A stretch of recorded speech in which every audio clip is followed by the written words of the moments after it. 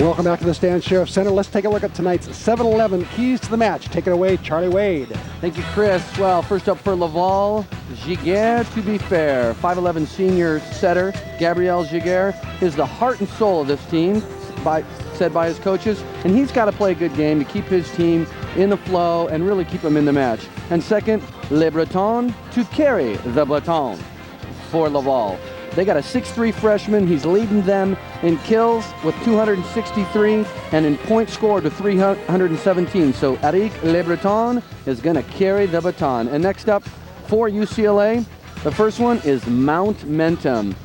6'8 sophomore Cameron Mount is leading this team with 3.5 kills per game. His play tonight and all weekend is going to be killed, especially with the late injury to Mark Williams. We'll talk a little bit more about that later. And secondly, in the Navy, the play of 3-time All-American Adam Navy is always key for this team. He's been steady, but his blocking numbers are a little under 1 a game, Chris, and he's only about 2 kills per game for this team. I think the UCLA coaching staff would like to see both those numbers go up.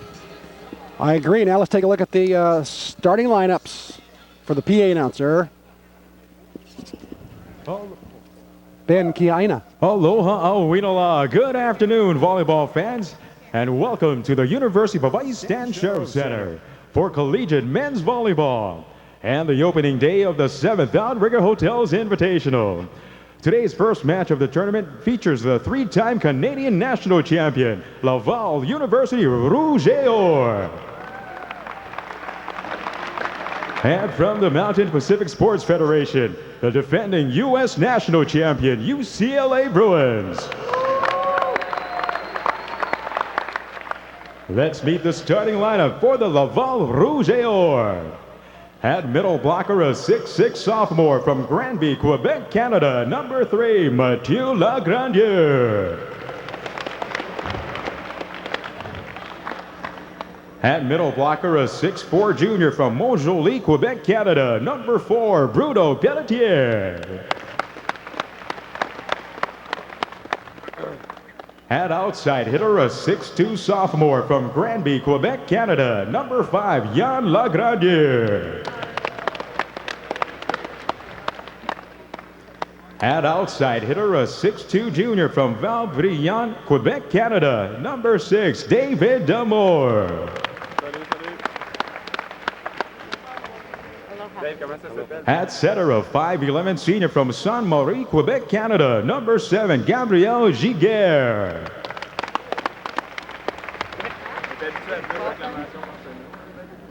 At libero, a 6-foot freshman from Saint-Jérôme, Quebec, Canada, number 14, Mathieu Bélanger.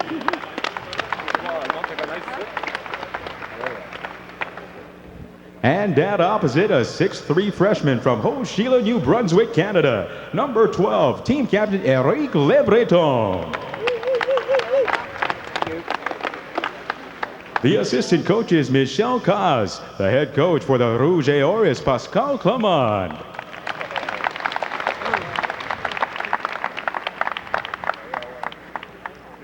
Now let's meet the starting lineup for the UCLA Bruins. At quick hitter, a 6'6 junior from Santa Cruz, California, number 1, Ian Burnham.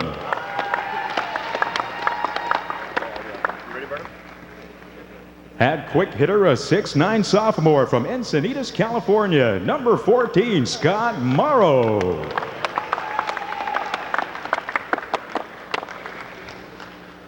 At outside hitter, a 6'8 sophomore from Goleta, California, number 16, Cameron Mount.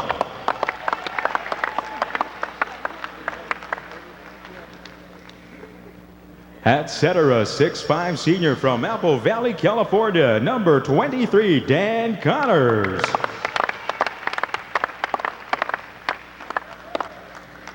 At libero, a 6'3 freshman from Solana Beach, California, number 24, Adam Schrader.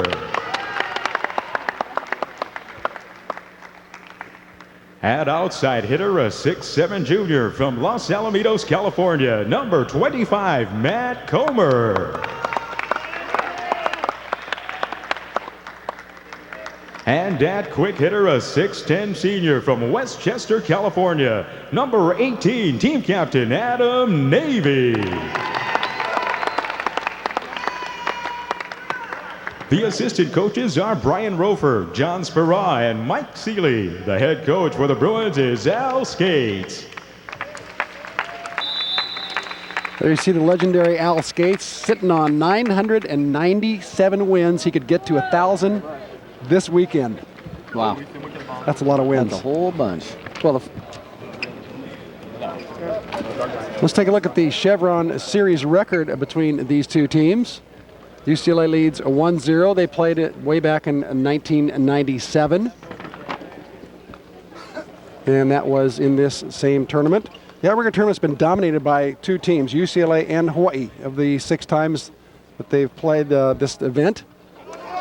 I'm told that it's a 50% split. Hawaii's won 3 and UCLA has won 3. So this weekend, that tie will be broken. Well, the first thing I noticed so far is that Éric Lebreton, he's grown an inch and got 3 years older since the opening. That's right. My paperwork had him as a freshman. And looks like he's a senior upon further review. And he's 6'4", not 6'3". So there you go. And there's our officials tonight. Wayne Lee will be up top. Umpire Bert Fuller, the UCLA women's assistant coach. He'll be down below. And the linesman Kavika Hasegawa and Greg Detweiler. There you see Kavika. And there's Greg. So welcome to the Outrigger Hotel's Invitational, the premier event in preseason men's volleyball. We'll be playing the best 3 out of 5 games. Rally scoring, point per rally. And we'll play all games to 30, no cap, with the exception of game 5. That'll be to 15 with no cap, should there be a game 5. Bruins first to get it started, and they get blocked at the net. Adam Navy getting blocked up front that time by Bruno Pelletier. Good start for Laval.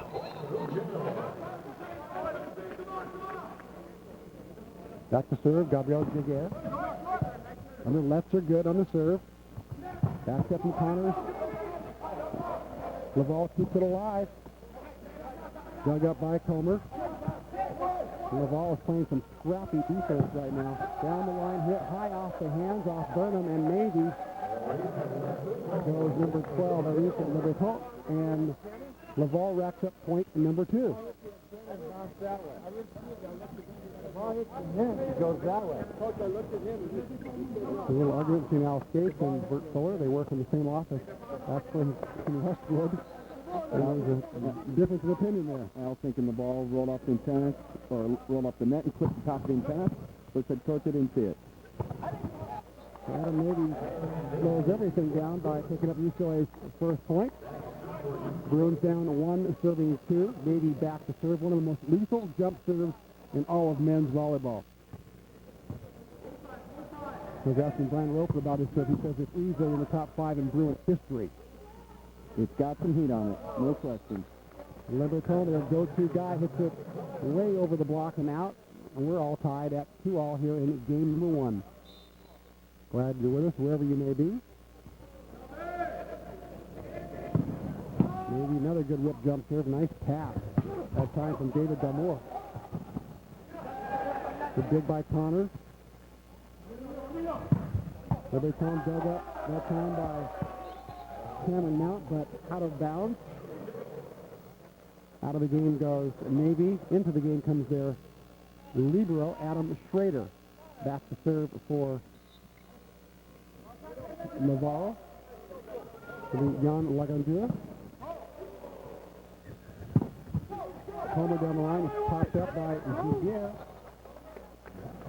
But it's a point for UCLA as it goes over the bench and out. Comer with a nice cross-the-body line shot.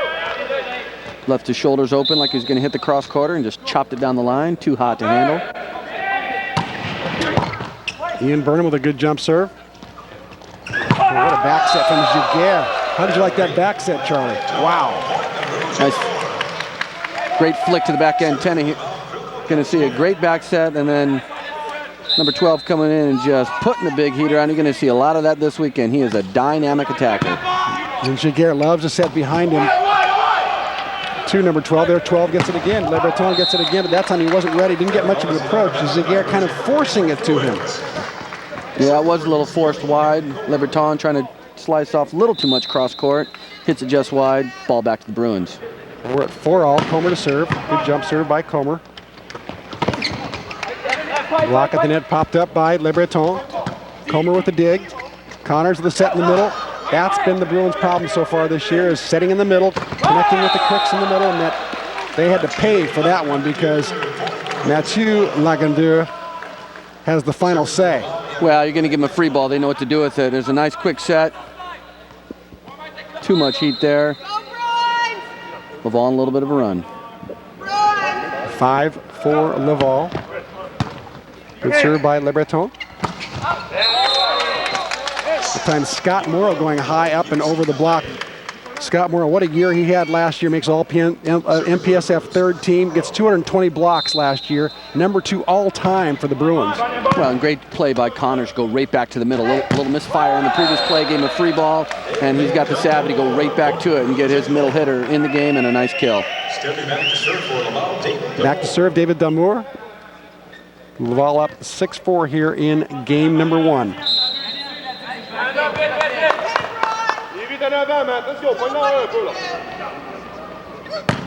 Damour dump serves it out, not even close. Charlie, one thing I'm noticing about this rally scoring, I thought the serving would back off a little bit and you'd see more floaters. Instead, the men's teams are just continuing to rip away. Yeah, they are. They're just aiming the court and hit as hard as you can. How about that bouncer off the block?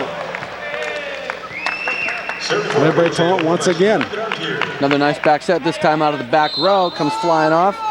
Takes it off the cranium of a UCLA blocker. Another point for the ball. Mathieu Lagrandeur that time serves it out. And UCLA gets the point. We're at 7-all. Cameron Mount to serve. This is especially he got pretty good at last year, coming in cold off the bench. Put some pretty good heat on his jump serve. There's a good jump serve, just out. There's a familiar name not in the game right now who played in the Olympics in Sydney for Australia. You want to tell us about that, Charlie? That may have an effect on this match. Well, Mark Williams has been a great contributor for UCLA. He's a starter, 4-year starter, I believe. Nice left-handed opposite player for them. And kind of tweaked his ankle before the match out here, just kind of warming up, moving around. And didn't even land on anybody else's ankle. No, did it all himself. Did it all by himself. I said, what happened? He says, only Olympians can do that, stuff like that. That was amazing. He was pretty frustrated. About 10 minutes before the match starts, and he's their go-to guy. Well, you know, it might even be a blessing for and their UCLA. best passer as well. Yeah, well, they're saying, their coaches, they've made a point. They'll say, hey, we're going to play all 13, 14 guys this weekend. Yeah. And they know what Williams can do. So they're just going to get a better look at some other guys. There you see Mark right there. He's iced up right now. Comer with a good cross-court angle shot. Kept alive, Giguère, a little bump set. Lebreton gets blocked. Good coverage. Good hitter coverage by Laval. And it's lobbed out. And UCLA scores. It's 9-all. Can't get any closer than this. These two teams pretty even so far. Well, Laval, if they're going to stay close, they can't make unforced errors like that. You get an easy ball and just to whack it out of bounds. UCLA is too strong, too powerful to make those kind of errors. And that's one of the things I like about rally scoring is that if you hit one out like that, you pay for it now. You aren't sort of covered by the old side-out rule. Yeah, in the past it just hurts your hitting percentage at the end of the night. Now it can actually, I mean, it obviously affects the scoreboard. Bruins up 10-9. Ian Burnham. Great story behind Burnham, too, the server right now. He serves that one out, but great story behind Burnham. Hasn't played in 3 years as a Bruin. Watched his brother play all this time. Seth Burnham, remember, he was a great player, made all-tournament last year. But Ian hasn't played all this time. He broke his hand last year, sat out the entire year last year. Now he's earned himself a starting spot. Well, a lot like Connors. How's Connors? Been in there for 4 or 5 years. Exactly. Guys hanging around.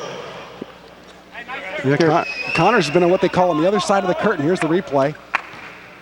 Connors goes up and gets tooled, but Connors, number 23, the setter for UCLA, heir apparent to Brandon Taliaferro. Connors ends up starting now in his first collegiate match. Started against Northridge last week. He led the team to a 400 kill percentage average and earned the starting job tonight. Well, after 5 years, he's certainly seen some great setting. Watching Taliaferro for 5 years, that's pretty good. That's right. Comer launches that one out, and the ball goes up 12-11. We're in game 1, best 3 out of 5. Back to serve, the go-to guy for Laval, Éric Lebreton. Good pass up from Schrader. Backs up from Connors, out to Burnham. Burnham knocks it off the block and out. Point UCLA, 12 all. Great set by Connors, getting it all the way to the wide sideline. You know, Lebreton's jump serve is as live as his arm is. I think I'd like to see him put a little more pace on that jumper.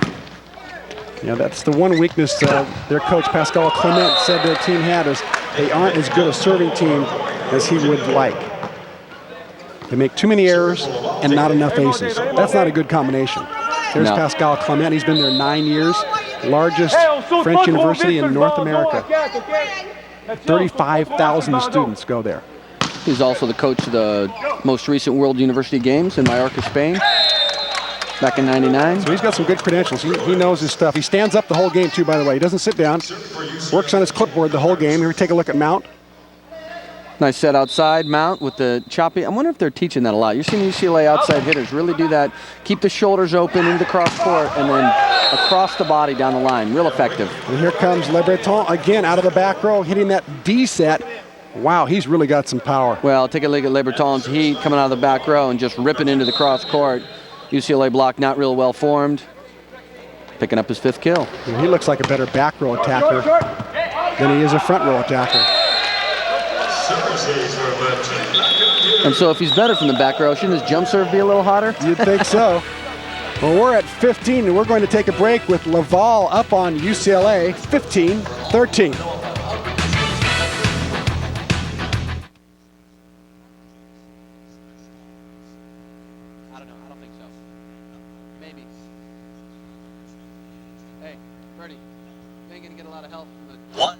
Ain't gonna get a lot of help from the line guys. At the Senior Sheriff Center.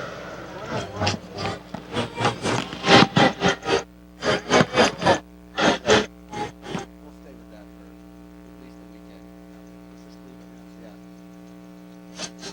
Yeah. You talking? You called me right after you left the office for Andy's office.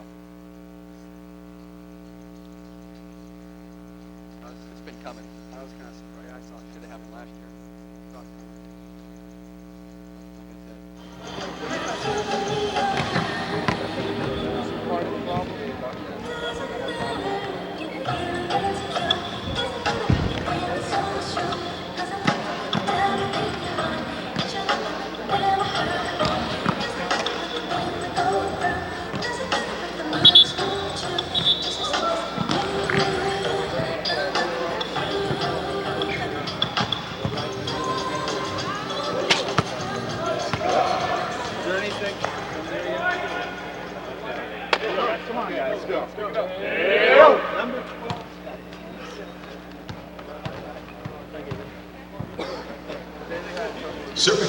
Well, we're going to take a look at the Queen's medical injury report for Laval tonight. No injuries. They're 100% healthy. And for the Bruins, like we mentioned, the self-inflicted sprained ankle for Mark Williams.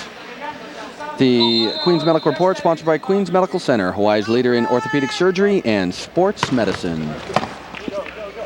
The Bruins down 15-13 coming out of this timeout with hopefully an answer to Laval's offense, and they do not have it. Laval scores again. Laval going up 16-13. By the way, Charlie, you were gone last week, and I know at a youth tournament in Los Angeles, and we kept some natural scores of the rally scoring. Guess what? Against Lewis, never reached 15 points in natural points. And how long was the match? And the matches were there were 4 games and only one game each night. I think was a blowout. Or actually, the second night there was 3 games, but closest they ever got was 14. This could be an ace by Mount, not to be. Ball's kept in play this time by Laval. Connors chases it down. Broken play now, advantage Laval. Passes too close to the net, jousts at the net. Comer's going to finish. No, Comer gets blocked by Giguère. Burnham hits it off the block and down. Point UCLA. Nice scramble rally by the Bruins that time. Ian Burnham able to finish it off. Picking up another kill. Yeah, that's pretty interesting on the scoring. Never got to 15 and still was what, hour and a half match? Yeah, it was about hour 45. Hour and a half was one, hour 55 I think was the other. So It was a good length of time. I don't think the fans were cheated at all by the rally scoring going too fast. Well, and I think that was one of the concerns a lot of fans had about the rally scoring. It'd be over real fast. And what the men have done, and it's probably what the women may do next year, is then play to 30 instead of 25. 25 is a little short.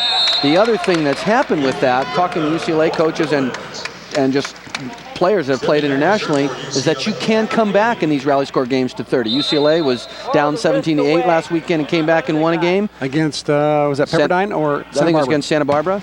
And so the concern about not being able to come back and rally score, if once you got behind you were lost, turns out not to be true at all. Oh, good rally going on here. Adam Navy attacking from the back. Lebreton hits it in the bottom of the net. Boy, he's hitting a lot of balls right now. That was a weak-legged approach that time. He did not look strong. He's being asked to do an awful lot tonight, Charlie. Well, kind of awkward swing there. He's only hitting 250 hitting percentage so far in the match, and that, like I said, that was a very awkward, uncharacteristic looking air, bottom of the net. Adam Navy, who's been with the national team the last year, one of the last cut from the Olympic team, goes from Colorado Springs back to Westwood to graduate this year. Tight pass from Tomer. Good save by Schrader. It looks like Laval attacked the ball before it came over the net. Nice play by Connors. Goes up, gets a hand on it. Ball gets jousted. Going to take a look at this up here at top of the net if you can. Connors gets his hands on it and then immediately turns to the ref and says, hey, I got interfered with. Nice play. Good dig by Burnham in the back. This ball goes out of bounds. Long, and UCLA goes up 19-18. This is real crunch time rally scoring. If you can stay with the team up until 20, then it becomes a real, what they call a side-out battle. Who can hang in there the longest and play consistently and not make mistakes. Oh, great dig by Cameron Mount. Burnham from the back row. Another good attack from Ian Burnham. He looks hungry. Sitting around for 4 years, getting to play. He looks like a guy who's happy to be out there. And watching your brother out there get all the glory. Great dig by Mount to start the rally. And then Burnham just finishing off. Puts the heater through the block. And Lebreton, after a little bit of a break, comes back. Gets the point for Laval. 20-19 UCLA here in game number 1. Kill number 7 couldn't have come at a better time for Laval. Their hitting percentage dropped about 80 points since that timeout. They got to keep hitting efficiently to stay with the Bruins. Schrader, good pass to the net. Comer tries to hit down the line, gets blocked by Lebreton. No connection in the middle with Morrow. Lebreton hitting cross court. He gets stuffed, absolutely roofed by Scott Morrow, the 6'9" sophomore middle blocker from Encinitas, California. How about this block? Great touch for Lebreton to start the block, but this is a bit of a trap set. Inside, about all he had. He just went for the hard cross court. Nowhere to go. Nowhere to go, exactly. Good pop up by Giguère. Cross court dug up by Schrader. Nobody goes after it. Burnham, a late dive and another late dive from Connors. Great effort. Too little, too late. Great effort by Schrader to start the rally, or at least try to keep it alive. That's one of the things that assistant coach Mark Rofer said has come out in the preseason, that Schrader really has solidified himself in that libero position. They feel real confident with him back there. Kind of his job to lose right now. Mount gets roofed big time by Mathieu Lagrandeur.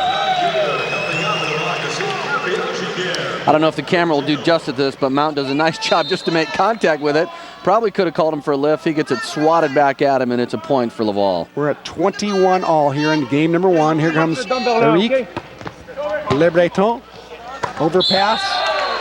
Point Laval. Well, here I was bagging on Lebreton's serve, and he does a nice job with a little short choppy, picking up another point. And that's enough to cause some concern by UCLA's Al Skates. He wants to call a timeout, and we do too. We'll be back.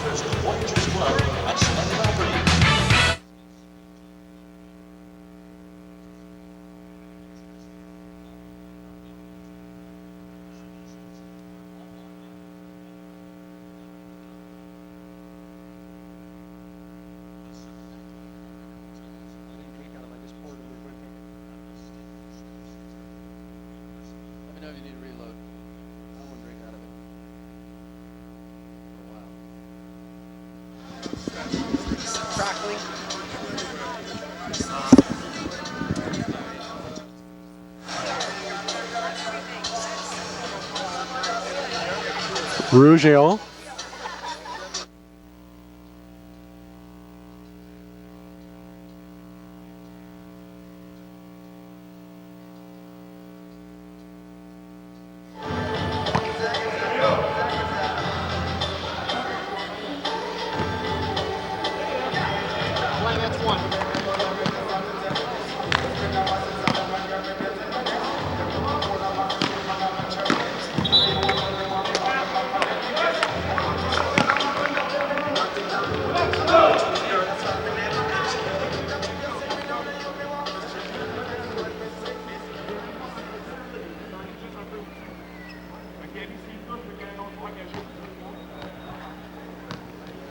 Service for Laval, Éric Lebreton. Here's our Bud Trivia tonight. But sports fans are familiar with the nicknames of UCLA, Penn State, and Hawaii. But what about the nickname of Laval University? We'll have the answer for you in a moment.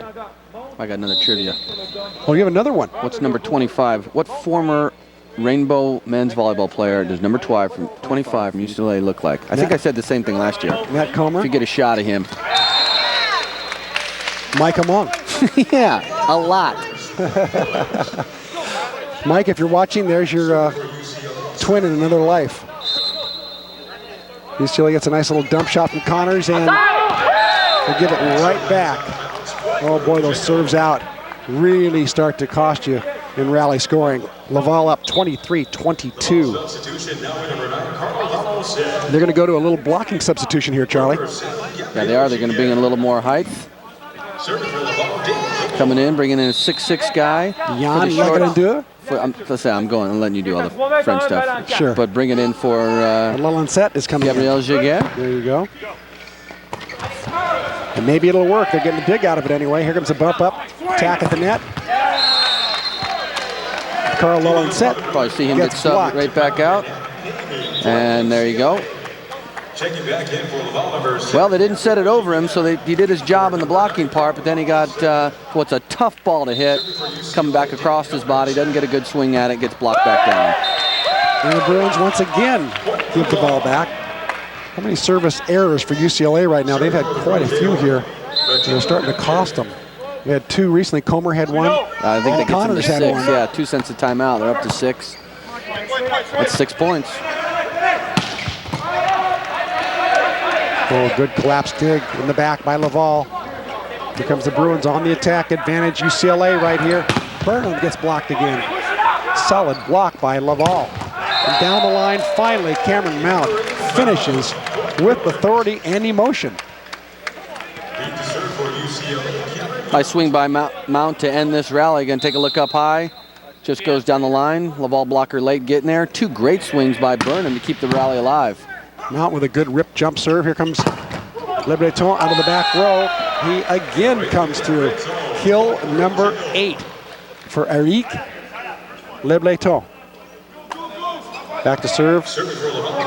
The heart and soul of the team, the 4th-year setter, Gabriel Giguère, 5'11" senior from Quebec. He's their #1 acer. He's got 26 coming into this match. They're halfway through their collegiate season up there. This one he hits long and lets UCLA back into it. It's now 25 all.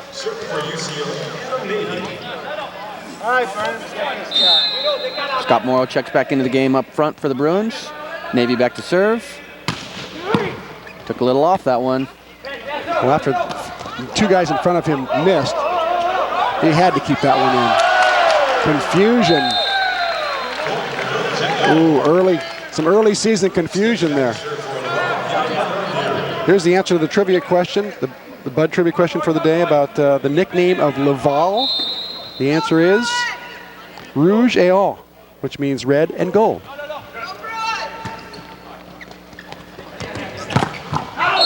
It's like that attack by Burnham caught a little bit of the antenna.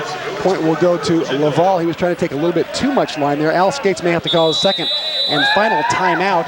He does, with the Bruins down 27-25. And Charlie, I've got to ask you, Laval's got to be happy about their position right now. Well, you know they are. Up late in the match against the storied, certainly one of the most storied programs in all of collegiate athletics. What are they at? 18, 19 national championships by now. And got a chance to close out game 1 here. Like we said in the open, I think they're midway through their season. They're playing with good emotion. They're relatively efficient. While their hitting percentage dropped down, so has UCLA's. They've tightened up a little bit. Both teams now hitting under 300. But like I said, up 27-25 with a chance to close it out here. Normally, normally, Charlie, you see UCLA blocking a lot more balls. So far, only 2 balls for this whole game. That's a bit unusual. Don't you think Al Skates, one of his great strengths throughout the years has been his ability to teach blocking? Well, they're known as a great blocking team. They always have good size and, really just haven't done it. And this is something else that we've seen over the years, that in some of these early round games, the Bruins look, just kind of passive, for lack of a better word. They're not It's not real animated. They know this is an exhibition. They're going to play a bunch of people here tonight. It's not critical to their season, but you'd like to see them play with better emotion. Just compete harder. Exactly, and I'm sure those are the kind of words he used in that last huddle. You see the kill percentages, UCLA hitting 296 to 222 over Laval. Laval, though, leading in digs, 11-10, and in assists in 15-10, but Laval in aces leads over UCLA 1-0. That's surprising, another surprising stat, too. I'm surprised that Adam Navy, in particular, hasn't gotten any aces so far in game number 1. Yeah, he came close on his last service attempt, took a little off it, and they mishandled it, but Laval able to keep it in play, and they're going to serve and get a chance to get to 28 here. Into the game, looks like another blocking sub. Jan Tremblay will be coming in to play some front row.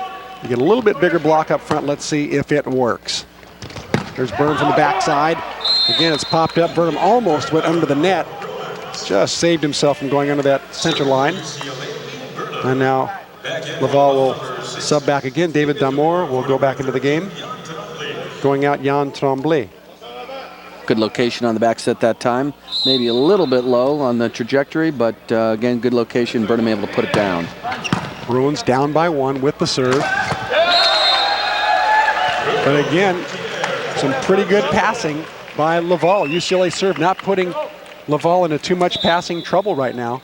They go up 28-26. Well, they are passing the ball well, and they're able to run their middle. Looks like they're trying to go at Morrow. They've set a bunch of quick sets with him in the front row. That's probably one of the reasons why UCLA's blocking, especially Adam Navy's blocking's down a little bit. They've not been setting the quick set right in front of him, and they're kind of going at Morrow here early, and the passing is able to allow him to do that. And here's Jérôme Leclerc. He's the backup setter. He's going to do a little defensive specialty work right now. Oh, nice little back dump set by Connors. Very tricky. Connors at 6'5" and a good jumper. Is going to go up. He's going to have both hands up.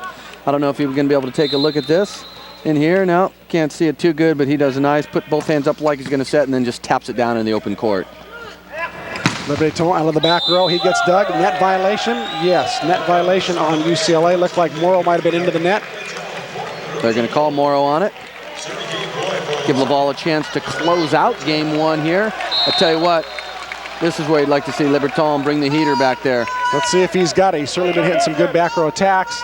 He's going to bring a little jump float, keep the ball in play. Comer with a good pass. Sets to the outside, goes Mount. Mount gets UCLA's 28th point. It's still game point for Laval. Verizon Hawaii will honor a player from each team in tonight's match as it proudly continues its support of UH General Scholarship Fund. Verizon Hawaii, new name, same dependable customer service. So again, game ball for Laval. Well, they get a swing at it. Lebreton get the first crack at it. In for the Bruins, Chris Pena, 6'6" freshman from Santa Ynez, California. He's going to jump serve, keeps it in play. Good pass for Laval. They go a little out of the back row attack from Lebreton. He got just the set he wanted, and they couldn't convert. The Bruins tied at 29-all. Well, I don't know if it was too low or too close to the net, but Lebreton did not look like he got a good run up at it, and like you said, we're tied at 29. It looks like Laval is now going to call a timeout. I'm surprised they set him in the middle there. He's been hitting that D set so well, Charlie. Why would they call that little X pattern, a little hitting that pipe out of the middle of the back row? I don't know either. You know, he was from the right back position too, so it's pretty easy for him just to come up the line, unless they like spraying it to the corners. You know, some people just hit that ball better out of the middle than they do from the right. But like you said, boy, he's stung a few out of that right back spot. So let's see what the coaches draw up off the timeout. And we take a look at Al Skates talking about what they're going to do. Let's take a look at that last play. See how close this gets in that. See if you can see down in here where his feet are. Actually, take a look and you're going to see one of the Laval players kind of get juked. This guy's going to come in running the quick pattern, and he kind of gets in the way a little bit. And that might have been just enough to throw off Éric Lebreton as he hits UCLA's 29th point into the net. And so the Bruins are going to be coming out of the huddle tied at 29-all, staving off 2 game points here in game number 1. And I was asking Brian Rofer about the rally scoring. He says they're still getting used to it. You know, it's a mental game, and it takes a while to get used to it. It's a different mentality playing rally scoring. Well, you know, looking at that last replay, it looked like they were running the middle blocker behind off 1 foot, and that was the first time they tried that tonight. So it was the slide pipe which is a great play, very difficult to defend if it's run well. The middle blocker was late, really never was a threat to attack. Like I said, actually kind of got in the way of the attacker. And let's see if they run the same play or leave Lebreton back on the red or the I think they'll put him on the right set, whatever you call it. The D set. Yeah, I think they'll set him back there. We'll check it out and see. Pena did a nice job keeping the last ball in. He does this one too. Almost an ace. Great serve by Pena. UCLA with a chance right now. Connors gets dug. Might have thought twice about that. And here comes Lebreton. Well, the kill through the block. How did he get it through all three guys? He just did it and picks up his 10th kill. First guy into double figures. Well, Laval ends up setting one of UCLA's middle blockers, Morrow. He can't put, or Navy rather, he can't put it down, and then Lebreton gets a nice set, puts it away. They got a chance to win again. How about the dig? 30-29. How about the dig by Mathieu Bélanger? Well, Navy'd like to have a swing back, I'm sure. He gets set from the other team and gets dug on the overpass. So again, Laval with their third game point. Jump serve again out of bounds. Boy, David Damour is really having trouble with his serve. That's the second time he's not even come close to the court. Well, like you said, that did not even have a chance. It was short, wide, and not even close. Tight set to the net. This time it goes out. Does it get a touch on the block? Neither linesman calls it. No, it's not going to happen. Mathieu Lagrandeur does not get a touch on the block, and Laval will call their second and final timeout as Pascal Clement, the coach right there, is asking for one of the four officials to please see a touch. Well, I certainly didn't see a touch, and we got a pretty good seat here. I thought it had a better chance of clipping the back line. Bit of a tight pass, but he made a nice set. And let's go ahead and take another look at it here. We're going to see Giguère do a nice job keeping it off. I don't see no fingers being touched there. And let's go ahead and see if we can let it run all the way to the back of the court. See where it lands. Look at Navy's not even jumping yet. Nope. Not much chance of a touch there. It's a good thing the block was late, because if the block had been early and on time, they definitely would have got a piece of it.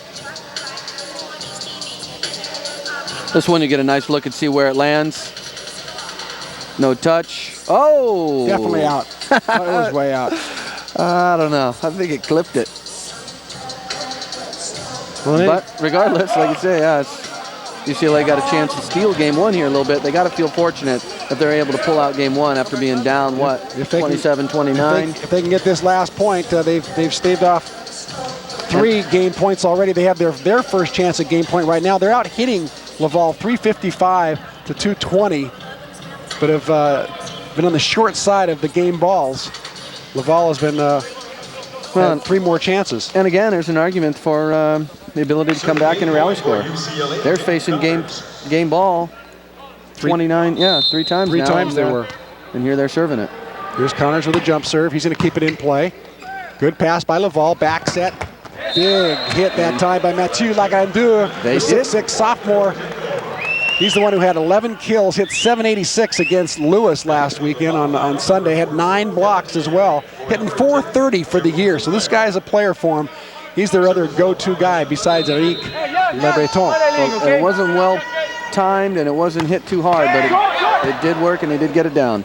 There you saw a net, what they call the let rule. The ball hits the net this year, remember, it can hit the net and go over. It's playable on all serves. So UCLA will have their second game ball here in game number 1. They'll keep playing until somebody wins by 2. There's no cap. Oh, good pass from Laval. Adam Navy with a nice high set out to Burnham.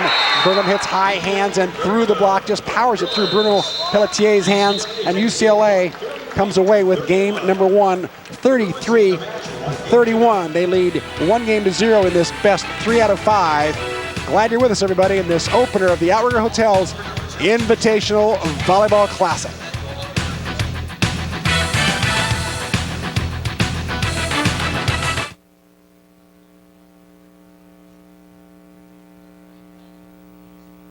Outrigger table located on the concourse level at Gate A. The first 4 people to report will play Outrigger's puzzle game. All others will receive a consolation prize. Here are the names: Chris Yoshimoto, Michael R. Calvert, Robert Marshman, Jerry Nakamura, Jennifer Wong, Colleen Kenjo. Once again, the first 4 people to report will play Outrigger's puzzle game during games 2 and 3. That's coming up here at the Stan Sheriff Center, University of Hawaii, Manoa campus. Once again, between matches 2 and 3.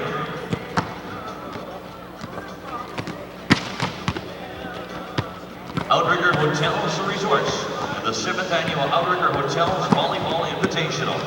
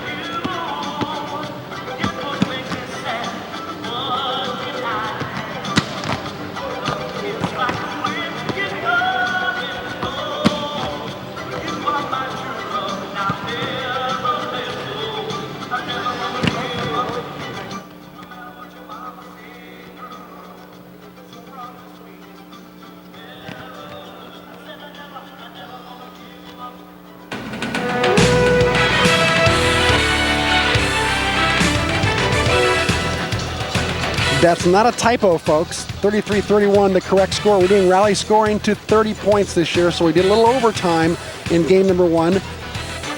Now we got the start of game number 2. Here's the Rainbow Report. Women's basketball beats Tulsa yesterday 54-45. The cheerleading team takes 3rd place at the national championships held in Florida. Congratulations to both teams. Visit any Subway where the turkey breast sub and 6 other sandwiches contain less than 6 grams of fat. Subway. Eat fresh. How about those Rainbow Wahine basketball players? They're picking up right where you volleyball players left off. They want to go to the NC2As. Gotta love it. And they got a chance. They're a good team. And how's the cheerleading team? They're good every year. You know, they always do well at the national. That's Heidi Denninger and Erica Booter do a nice job running that group. They actually go recruit. They give scholarships and recruit. They recruit graduate students. People have gone to school on the mainland and come here as graduate students. And as a cheerleader, you don't have years of eligibility. You can be a cheerleader forever. Wow. And they can give you scholarships and come here. And so, you know, their formula for recruiting is a unique one, and ones that keeps our teams supported well, and the fans of Hawaii some nice cheerleaders on the sidelines. Very competitive as well. 3rd in the nation. That's fantastic. Congratulations all around. There we see Cameron Mount out to serve. Game number 2, Laval versus UCLA, the kickoff of the Outrigger Hotels Invitational. Many people feel is the premier event in men's volleyball in the preseason. Cameron Mount hitting the ball out of bounds. Cameron Mount, you know, his brother Jason played at Santa Barbara, went to medical school at UCLA. That's one of the reasons why Cameron went to UCLA, and Jason is now an MD. So I did not know that. Little known trivia fact. And Ian Burnham, boy, what a great story about Ian Burnham, watching his brother play for 4 years at UCLA. Now he's getting his chance to start and making the most of it. Ian Burnham leading the way for UCLA right now. 8 kills, only 1 error, hitting .538. Those are some kind of good numbers. They had a maybe with a great serve. 8 kills on 13 attack attempts. That's getting it done. Jan Legrandeur with the spike that time. Laval up 2-1. Hey, Éric, va-t'en en 2. David reste en 4 dessus. Matt Comer with the pass, playing a little 2-man game with Connors, the setter. Great job by Connor getting the isolation for Comer. Morrow does his job, gets in the air, holds the attacker, and Connor with a nice job flicking it out to the antenna. Morrow with one blocker up. Yeah, Morrow with a nice decoy. He does a great job of that. He was number 18 in the United States last year with kill percentage, 422. So you got to honor him when he's going up and attacking at the net. Oh, what a set from Giguère. Gave a little look to the blocker, see if he was there. Nice play by Giguère, the setter. Again, Laval challenging Morrow's blocking. UCLA with only 2 blocks in the first game off Laval's 43 attack attempts. Like I said, UCLA's like to see those numbers go up. Pass from Comer. Good back set to Burnham once again. Burnham delivering the goods, having quite a night. 9 kills now, only 1 error. And a wonderful set from Connors. Wow, great back set. Really sets the thing about 20 feet on a line. Laval block able to get there. Hands not well formed. And Burnham just rattles it off. Comer with a good jump serve. Good pass from Schrader. Good decoy by Morrow in the middle again, and Mount, the beneficiary of a split block. Nice set outside again by Connor. They run the 3 and able to get him up in the air. The quick hitter doing his job. My question was on the libero. I was trying to see where the libero was when he passed it. He hand passed the ball in front of the attack line, and my question is, do they not have that year this rule? Did you see where he passed it? He was inside the attack line and he hand passed the ball. You can't set inside the 10-foot line. I think you can pass it from inside the 10-foot line. So if the setter had hit it, it wouldn't have been legal. He had to set it. Exactly. Exactly. Oh, what a block from Mathieu Lagrandeur.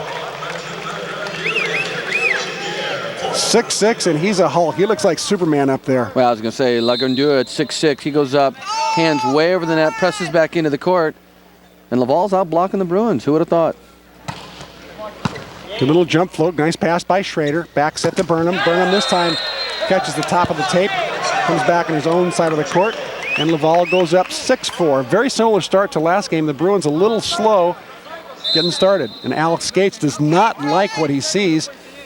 He's asking for a timeout. At least I thought I saw him. Yep, not able to get it in. Didn't get it in time. See if they set over the short setter out here. Looks like he's going to go back to the bench and not take the timeout. No, they got the side out. Got the side out, so momentum back to UCLA. 5 serving 6. Scott Morrow back to serve. Point UCLA on the service out by Morrow. Morrow out. Schrader checks back in. Bruins line up and serve receive. See assistant coach Rofer. Brian Rofer does a lot of the scouting. Of course, Al Skates is the one who analyzes all the materials and comes up with the game plans, but Rofer, a very integral part of UCLA's success, year in and year out. And that's set a little low and a little tight. I'm not sure there's much Mount could do with that one. Yeah, that's not a great set. We've called a lot of nice plays for Connor, but this ain't one of them.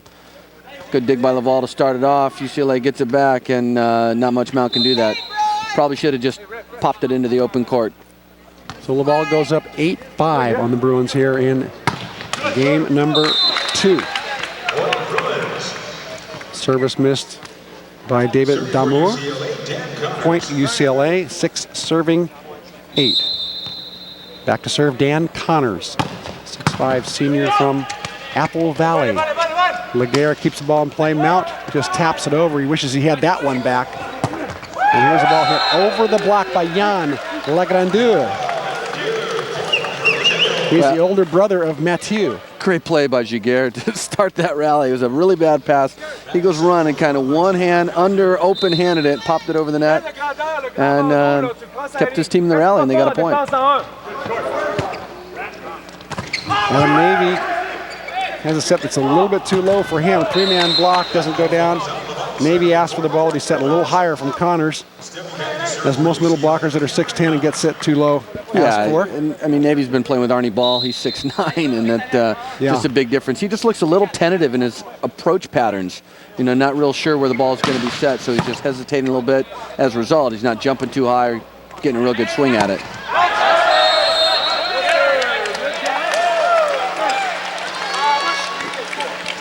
Connor says he didn't touch it. This one we're going to want to take a look at. Connor goes up on the joust. Ooh, close call. kind of outside the top of the screen right there. Did but Connors touch it last, or did Lagrandeur touch it last? I'm going to say Connor, since he got hit that way. That's probably a pretty good call. Giguère with the serve out. Service miss number 7 for Laval. Bruins down 8-10 here in game number 2. Ooh, what a serve by Adam Navy. Oh, big block up front. That's the kind of UCLA wall we've been waiting for. Matt Comer at 6'7". Well, Comer does a nice job. 6'9". Morrow gets all the way out, gets his feet set. You can see Comer press back into the court. No chance. Comer with another good rip of the jump serve. Giguère with a good set outside. Lebreton tries to cut it back down the line and go over the block, but it's just out. Point UCLA. We're all tied at 10. Interesting serve-receive formations by Laval here. They're actually receiving with 4 and got them all lined up. Lebreton will kind of step out of it, but that's 4 in a row. I don't think I've ever seen that. Full tip shot picked up by Mount. Back set from Connors. Goes to Burnham. Burnham gets blocked out by Bruno Pelletier. Point UCLA. 11 serving 10. Pascal Clement wants to make a substitution. He brings in Jan Tremblay. In for Jan Lagrandeur. Here's Jan right there. He was the older brother of Mathieu. He's a baseball player with the in the Pirates organization for a couple of years and decided he wasn't going to make it in the baseball world, so he came back and started college all over again. So they're both sophomores, but he's actually the older of the 2 brothers. Jan Tremblay, 6-foot sophomore from Quebec. Usually the first one off the bench. A little jump serve here. Nice serve. Comer handles it, though. Connors reaches back and gets it to Burnham, and Burnham again comes through. Saves a fairly shaky set that time. Gets his 11th kill, hitting .529. Well, not a great set, but it certainly did juke the blockers. Both of them, middle blocker just frozen. They count. They all count the same. If it hits the floor, it doesn't matter how hard you hit it. That's right, and you're right. He did do a good job of juking the blockers, and sometimes a bad set with juke blockers is better than a good set with 2 blockers up. Set from Giguère down the line, and David Damour gets the kill. Damour picks up his 4th kill. Kill number 4. He's hit .429, pretty good numbers. Hitting for a nice percentage. Just struggling from the service line a little bit, but that's a nice high, hard swing over the UCLA block, down the line and in play. Back to serve, Bruno Pelletier. Comer the good pass. Comer gets it back on the outside, one-on-one out there. No contest, even if it's against Lebreton, who's a pretty good blocker. Comer just worked him. Well, any good outside hitter with a one-on-one situation should be able to put it away, and that one there is absolutely no exception. Outside blocker does a nice job dropping in the cross court. Comer again with a good serve. Oh, look at this fake out in the middle.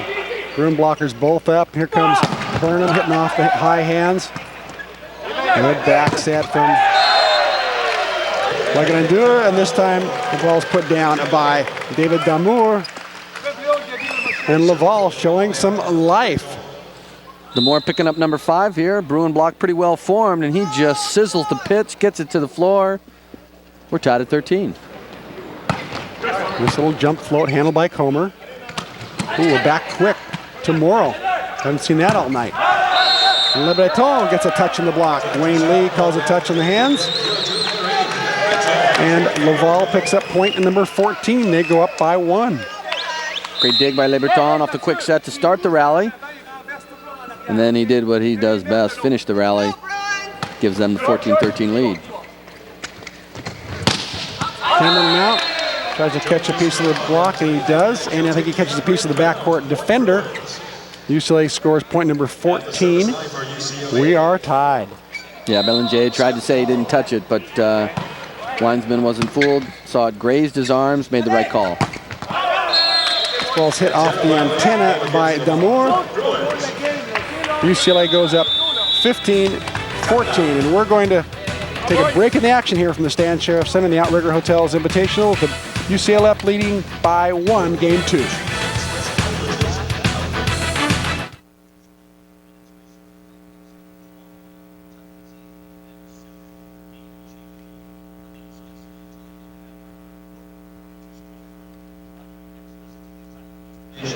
Call 1-800-OUTRIGGER. For reservations or log on now at outrigger.com. The 7th Annual Outrigger Hotels Volleyball Invitational Tournament at the Stan Sheriff Center, University of Hawaii, Manoa campus.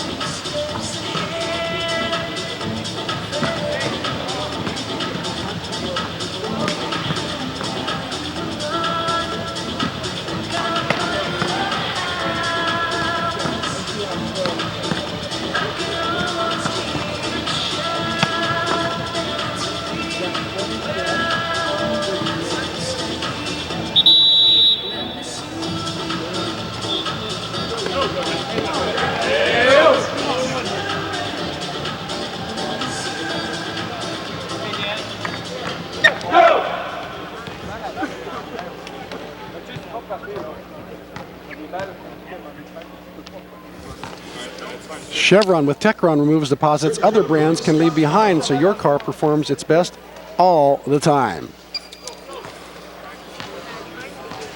Glad you're with us wherever you may be. Charlie Wade and Chris McLaughlin bring you all the action. UCLA winning game number 1. And we're 1 point apart here in game number 2. Bruins now score point number 16 at 16-14. Laval, the number 2 team in Canada, halfway through their season. Sort of in mid-season form, although they took a lot of December off. Bruins 4 games into their season.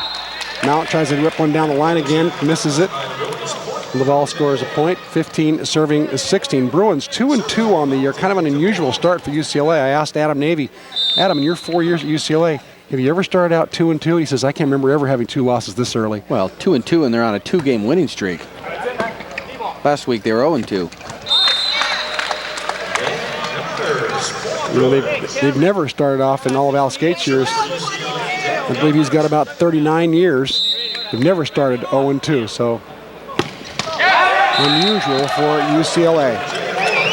Connor is a new setter, taking the place of Brandon Taliaferro, the graduating All-American. Serves that one into the net. Joins a host of other Bruin servers with 2 errors. They now have 11 errors and 0 aces. Good connection that time between Connors and Navy. Adam Navy, as you said earlier, coming from the national team where a guy named Loy Ball used to set him. Loy, 6'9", Navy 6'10", so those two had no trouble looking eyeball to eyeball. So Adam comes back to the collegiate ranks, and it's just a little bit different. Net's the same height, though, still 8 feet. He still tiptoes and taps it down, doesn't have to jump to tap those down. That must be nice. Yeah, and off that last set, Navy turns to Connor for about the 5th time tonight, and you can see him just say, higher. Higher. Please. Higher. His middles are always saying higher. It can never be too high for the middles. Ooh, good serve by Mount. Will it be the first ace? No. Laval scrambles and keeps it alive. Trader with a good pass. Good decoy on the middle by Adam Navy, but Comer hits it out. So Navy did his job, giving him the decoy one-on-one on the outside, and Comer. Well, and great play by Giguère. He saves it over the press row over there, brings it back in play. Comer's thinking nobody's up, tries to swing down the line. Just hits it a little wide. This time Navy gets it, ball still alive. Look at a scramble by Laval. Connors goes right back to Adam Navy, says, come on, Adam, bring it home for us, buddy. Sets him twice in a row, two different types of sets.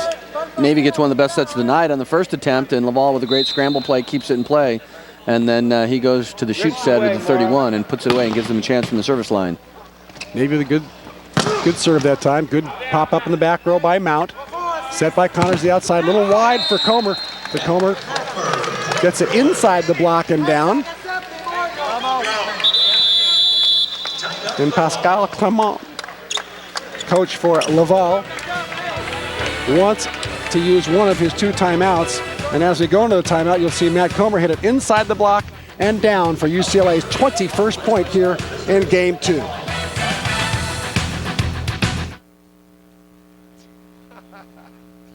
Thanks a lot, Jackson. Yeah, that was real nice. Great shot. You're the best.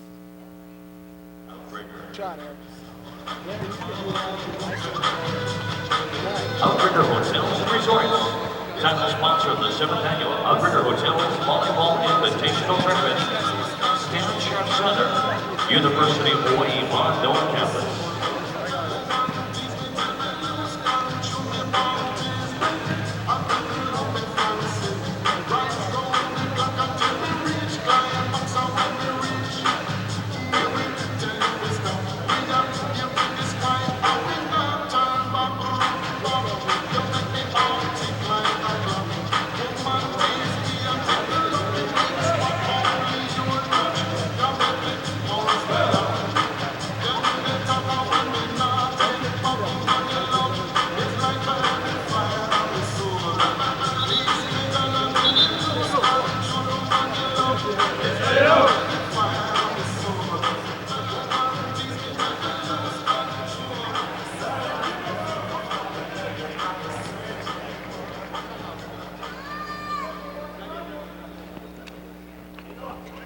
Serving for the Bruins, Adam Navy.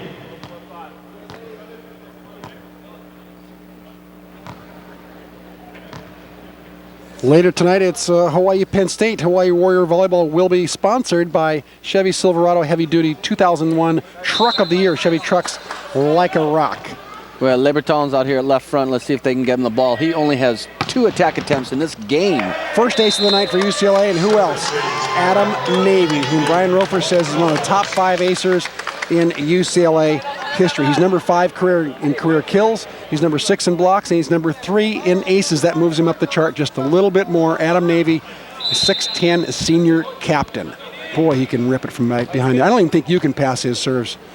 Charlie, what do you think? I'd like to try. There you go. Scott Morrow's called for blocking over the net. Morrow says it's a 50-50 ball. He should have a shot at it. What do you think, Charlie? It's pretty close. I think Morrow's got every chance to touch that. I think that's play on. That's a non-call. Both guys got a chance at it. That ball's 50-50. You got a chance to touch it. It's play on. Ooh, Comer with a zinger down the line. Comer with the no-looky down the line. Shows the cross court again. No look, cross the body, down the line. Bruins up 23-18. A lot of people don't like this rally scoring, Charlie, because you can't come back late in the game, although you said the UCLA coaches were telling you they did have some comebacks. Oh, nice pancake dig. And we'll get to that in just a second. And we saw UCLA come back in that first game. At this point in the game, I think you're going to... well, let's quick take a look at the pancake off Comer's tip shot. There's Giguère sliding the spatula underneath. Keeps it alive. Yep. A point that I was going to make is do we start to wonder if Lebreton is hurt? They've only set him twice in the whole game. There, as we say that. He gets a set. He gets his second kill here in game number 2. He had 10 kills in game number 1, so 10 kills in 18 sets, and that's his 21st attack attempt. So he's only had 3 sets the whole game. 3 sets this whole game. I don't know why Giguère has gone away from him. Could be the passing hasn't been where he wants it to be, and the coaching staff could have also said, hey, spread it around a little bit. We can't have this guy carry us. Yeah, it is an by exhibition. himself. They got to go back to Canning and say, you know what, let's find out what we can do with some of these other guys. Exactly. They have their league to worry about in their own national championship. Comer with a shotgun down the line. Knocks over Giguère. Oh, my. What a shot by Matt Comer. 1998 junior national team. In high school, once Comer had 45 kills in 1 match. Wow. That's a lot. That is a lot. Bruins trying to keep it alive. Instead, so Mathieu Lagrandeur puts it down. I don't know if it's the girls' national record or the all-time national record, but I got to mention this. Our incoming recruit, and probably a lot of people have heard this, set what they're calling the national record. 57 kills in the California State Finals. Jennifer Salimua will be an incoming freshman for the Wahine. The real question is her arm still attached to her body? 57 kills, 2 errors on 110 attack attempts in a 5-game match. Wow. She can play. While we're talking, Mathieu Lagrandeur gets the kill, and UCLA has seen enough. Laval starting to close the gap.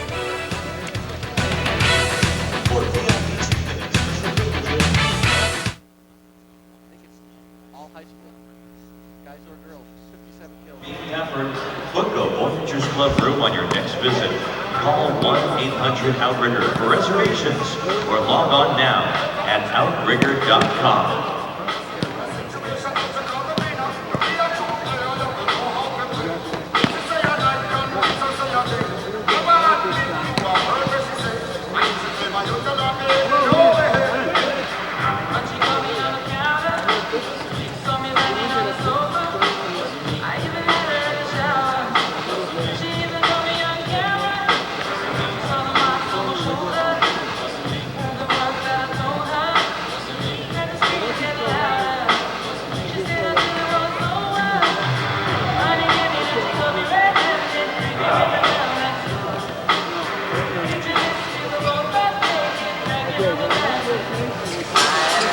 Get the latest UH sports stories and videos at KHNL.com.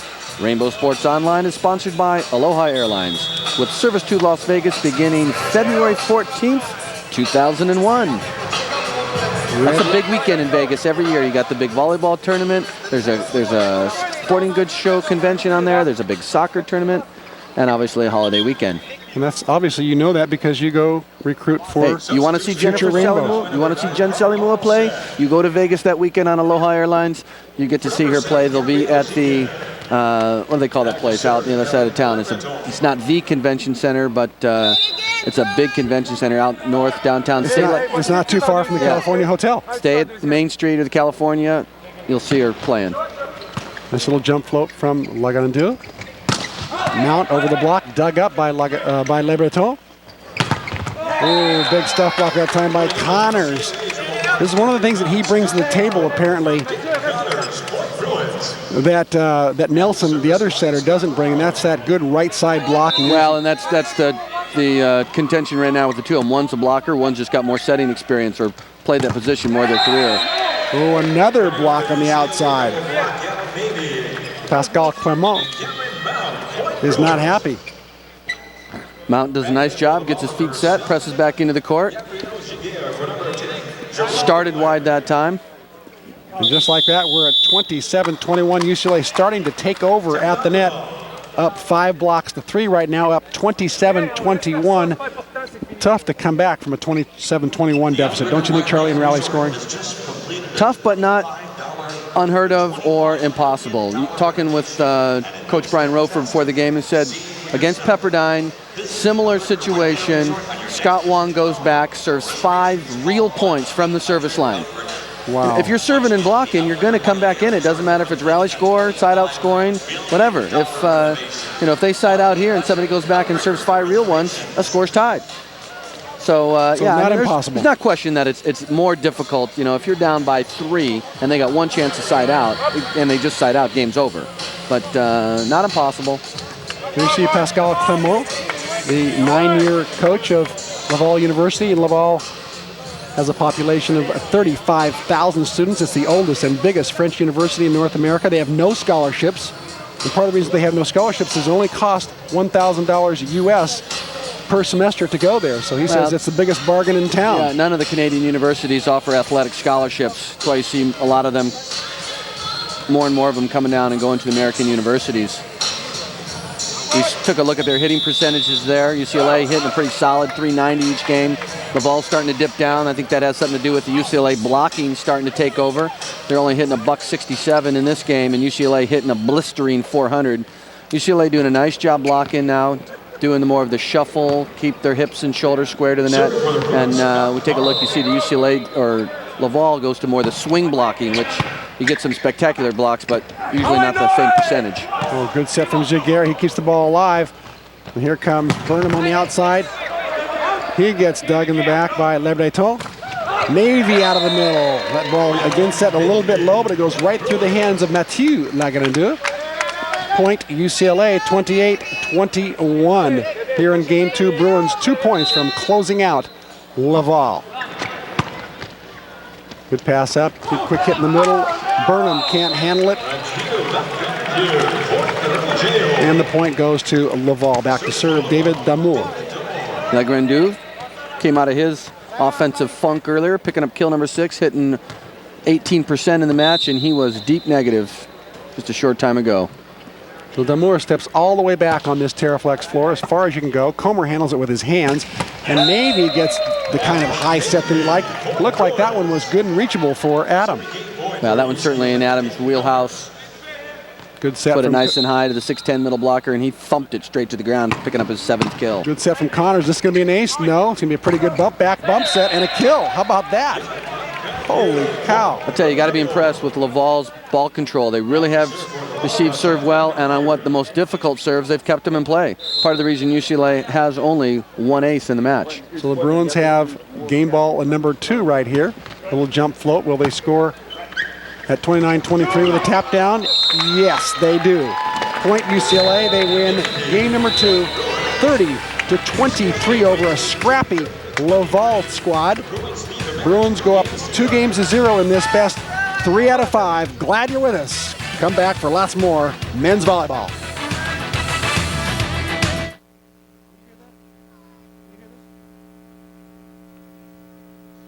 That scared the shit out of me. I went to touch it and miss it. I didn't hit the button.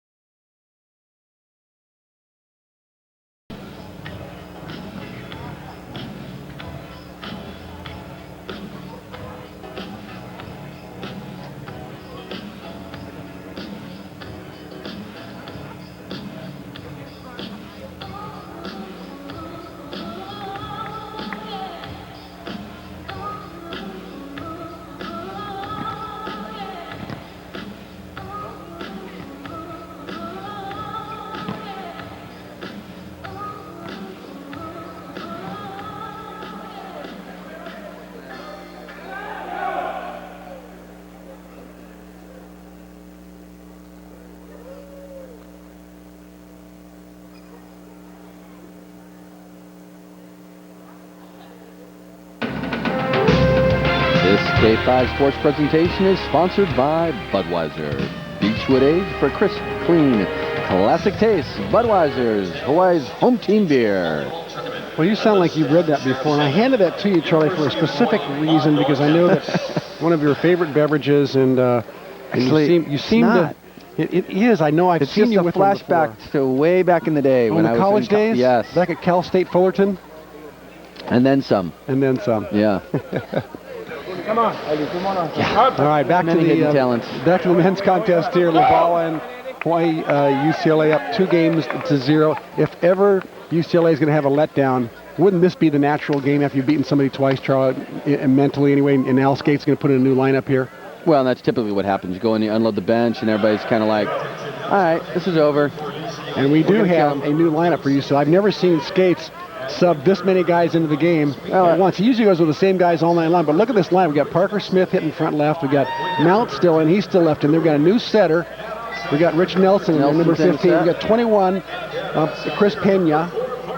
And we've got Greg Kuhn, number 10, in the back row. And finally, we've got number 2, Jesse Devon. So They said they're going to play their whole roster. boy, he meant it. And here's number 27, David Lynn, little 6'1" libero, who was cut originally. There you see him in the blue shirt. He was cut originally a few years ago. They said, well, we have defensive specialists, and if you're a defensive specialist for UCLA, you better learn how to jump serve. So they cut him. They made the libero rule. He comes back and says, can I try out again? Because liberos don't serve. And he made it. Great story. So Laval will serve first against a brand new UCLA lineup. Mount, the only starter left in the lineup. Everybody else sitting down. Good pass from Lynn. Rich Nelson out to Parker Smith. His first swing gets dug. And putting the ball down for Laval is Jan Lagrandeur. Mount stays in the games but goes to a different position. He's now opposite the setter. Going to see him blocking and hitting on the right a lot more in this game. He's been a left side hitter the first 2 games. We have a local boy, Parker Smith, in the lineup for UCLA. Hawaii State Player of the Year last year. Cameron Mount putting this out of bounds. Asks for a touch from Wayne Lee, doesn't get it. And Laval goes up 2-0. No different than the other 2 games. Laval started out quick in both other games as well. And I would think if this thing gets out of reach that Al Skates will let this group see it to fruition. Good, bad, or indifferent. And then if need be, go back to the starters in game 4. In game 4, exactly. Al Skates wants an early timeout. He's seen enough. His team's down 3-0 here early in game number 3.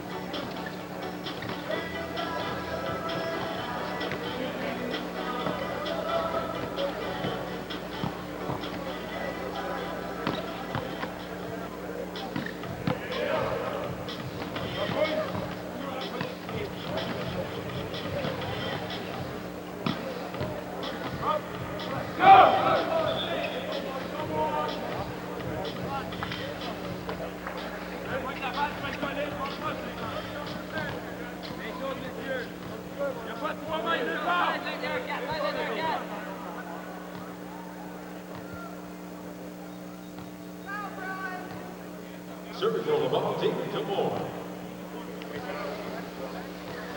When Hawaii plays Penn State later tonight, Central Pacific Bank presents the CPB ACE Award. Every ACE UH scores earns $100 towards the CPB Endowed Scholarship Fund. Central Pacific Bank is proud to sponsor UH sports and its athletes. UCLA down 3-0 here early in game number 3, and the timeout for Al Skates works. By the way, he calls the earliest timeouts I've ever seen, and I think it's a great move. He really does. Get his team's Calls them attention. quick. If he doesn't like the mood of the team or what's going on out there, he's unafraid to call it at 3-0 or 2-0. Oh, here's a straight downer, kaboom, by Mathieu Lagrandeur, the 6'6" sophomore from Quebec. Well, they're going to do a started slow, but he's heating up now. Picking up kill number 7. This university has won 3 Canadian national titles. See what I can do with 7 kills. Good little jump float. Cameron Mount gets the ball right back from Nelson. Again, scrappy Laval team just keeps the ball alive. Nelson trying to set the middle. Quick to Kuhn, and Kuhn delivers. He's got a broken hand. He's playing with a soft cast, but apparently it does not hurt him enough. You can take a look at his right hand there. It doesn't hurt him enough to attack the ball. He picked up his first kill tonight right there. He's averaging 1.25 kills and hits .308 for the year. Mount rips the jump serve, forces a bad pass. A set to the 10-foot line is hit that time by Jan Lagrandeur. Well, Jan's going to pick up the hitting there on this one, but really not his fault. Just trying to keep it in play. Bruin triple block. Nice delay and swatting it to the floor. And just like that, the Bruins are back in the game. They're down 3-zip. Now it's 4-3 Laval. Bruins have a chance to score here, too. They're going to get a free ball. They should score on this about 90% of the time, and they do. Greg Kuhn, the quick arm swing. He's a little bit like Danny Farmer, the old smallish middle blocker who's got that quick arm swing. Here he hits the back quick. Nice play for him to get up in transition. Nice play for Nelson to pick him off. Unable to see him, but heard him, felt him, got him the ball. Kuhn thumps it to the floor. It's funny when you say Kuhn is smallish middle blocker. He's 6'5". In the old days, that would have been a giant. Now the 6'5" Smurf. Yeah. Giguère with a nice set in the middle, but it just gets roofed by UCLA. Bruno Pelletier had no chance at all. 3 Bruins, nobody fooled on that one, Charlie. Not at all. Kuhn doing a nice shove in the middle, stays at home with his attacker. Hands up high, they hit him right in the cast, and he put it back down. Mountain eases up on that jump serve and caused all kinds of problems for Laval. Here's the outside set to Parker Smith, and he delivers, picks up his first kill, and Bruins go up 6-4. Well called timeout by Coach Skates, Charlie. To gather the Bruins. Especially off the change with the new lineup. Wish we'd had a mic in that to hear what he said. That would have been fun. I'd like to write that down, but no, really turned the squad around, and they're steadied out and playing solid. Oh, Parker Smith blocks Lebreton. He's no coverage on the block. And Parker Smith picks up the block. There you see Pascal Clement, the coach for Laval, not happy that his team was not covering their star hitter, Éric. And here's Cameron Mount with his jump serve. He's got it going now. He misses that one, but he had it go and brought the Bruins back 5 unanswered points. UCLA up 7-5 here in game number 3. They won the first 2 games in this best 3 out of 5. Giguère hits it into the net, gives the Bruins an 8-5 lead. Now serving for the Bruins, Parker Smith. Skates up off the bench there. You see he's talking to his blockers. He loves to do that during the match. Once he starts figuring out that another team's tendencies, he's a genius at telling his blockers where to go and anticipate sets. This time the ball goes down the line, and oh, look out from here. Linesperson calls it in. Let's take a look at it from up high, Charlie. Take a nice eye look at it here. Good back set.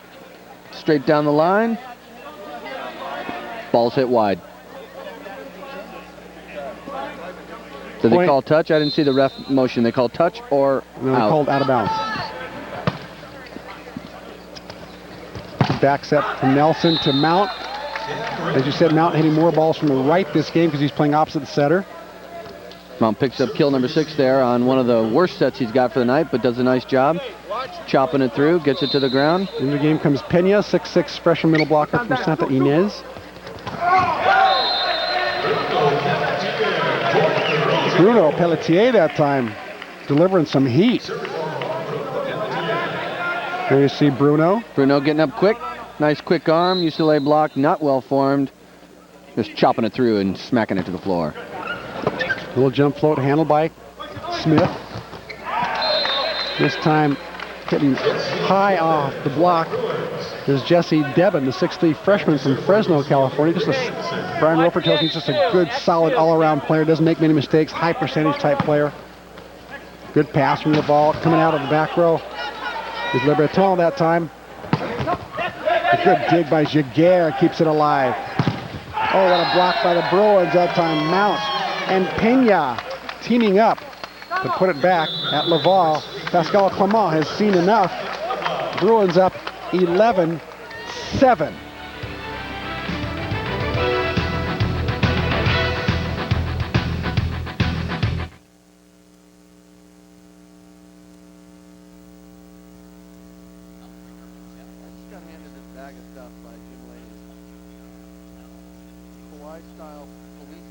Sheriff Center would like to say congratulations to the following KT for winning. All they have to do is to pick up their prizes at the Outriggers table located on the concourse level at Gate A. Nadean Gutierrez, Grant Ujimori, Calvin Chan, and Nicole Pereira. Congratulations. You've won prizes. You can pick them up. The concourse level, Gate A. And mahalo for attending the invitational tournament here at the Stan Sheriff Center. Mahalo from Outrigger Hotels and Resorts.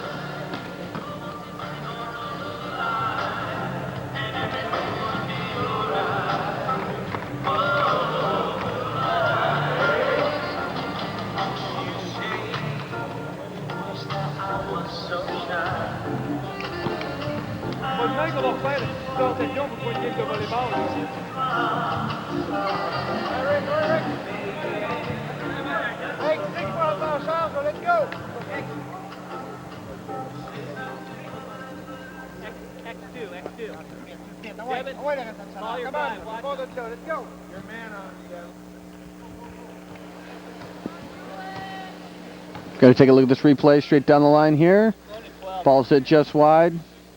Coach Skates gets up, shows his ever-present generosity. Little motion to the lines person. Offers his glasses. He's a generous guy. He's trying to help.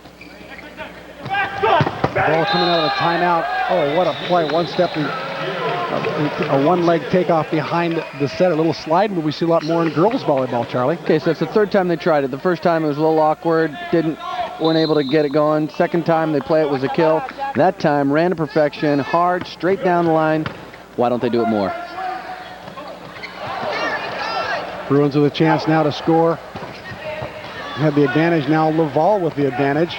Bruin block coming through again. That time Chris Pena coming through with the big block. And, you know, that last time out, I thought I detected Pascal Clement, the coach for Laval, appealing to the pride of his players. Hey, you're playing the Bruins' second team now. Go out and play with a little more emotion, a little more excitement than you have been. There's Lebreton. He gets dug. That time by Nelson. We'll go to Lebreton again. He doesn't get dug this time. You don't stop that guy twice in a row usually. He's got a good arm. Good job by Giguère on both attempts. This goes back to it. One blocker up. High and hard. Cross court. Éric Lebreton. 13 kills tonight. Back to serve. David Damour. Overpass by Lynn. Here's a free chance for Laval to score, and they do. They go to their money guy, Éric Lebreton, and he if it ain't broke, kill number 14. If it ain't broke, don't fix it. Maybe he only plays the odd number games. They set him a lot. You know, 1, 3, and 5. You'd be okay if you get into game 5. You still got him. You're right. He didn't get many sets in game 2. Lynn tries to handle that with his hands. Doesn't work. Good bump set, though. And Parker Smith hits the high hands. Boy, they saved David Lynn that time. Lynn tried to handle it with his hands and didn't work, and the bump set from Nelson was beautiful. Nice little bump set. Actually, it wasn't from Nelson. It was from Pena, it looked like. Parker Smith doing a nice job. High off the top. Blast it out of play. Good serve from Pena. Lebreton this time goes over the block and out. No touch. Point UCLA. 14-10 Bruins. Okay, so that I don't understand either. Lebreton gets 3 kills in a row from the right side of the backcourt, and then they run him over out of the left, which is the hardest one to hit. Takes a good swing and hits it wide. Like I said, if it ain't broke, don't fix it. It wasn't broke, and they were trying to fix it. I think they'll go back there to him. Pena hits that one out, gives Laval a score. It's 14-11 UCLA. Back to serve Mathieu Lagrandeur. It looks like there's a rotation of violation.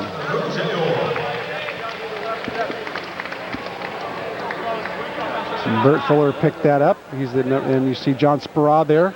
Spera not even looking at the down official. Knew they were overlapped. He knew they were overlapped. Just walked straight out and got him in the right place, and we're back under play. So Laval picks up an easy point. Mount picks up one high off the hands, off the defender, out of bounds. Point UCLA. They go up 15-12 here in game number 3. The UCLA's been a little startled. I think I'd hate to be playing UCLA after they lost a couple of games to Pepperdine. They lost to Pepperdine. They lost to University of California, Santa Barbara. Both teams are ranked below them in the early season rankings in Volleyball Magazine.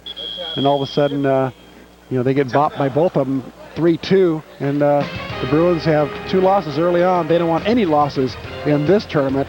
And right now, they're on their way to victory.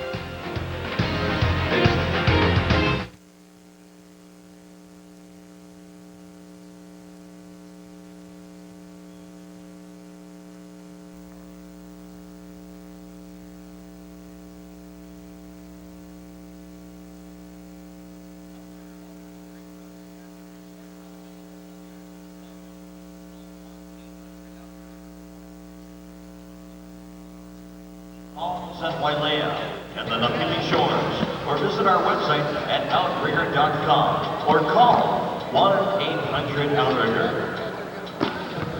The 7th annual Outrigger Hotels Volleyball Invitational Tournament at the Stan Sheriff Center, University of Hawaii, Manoa campus.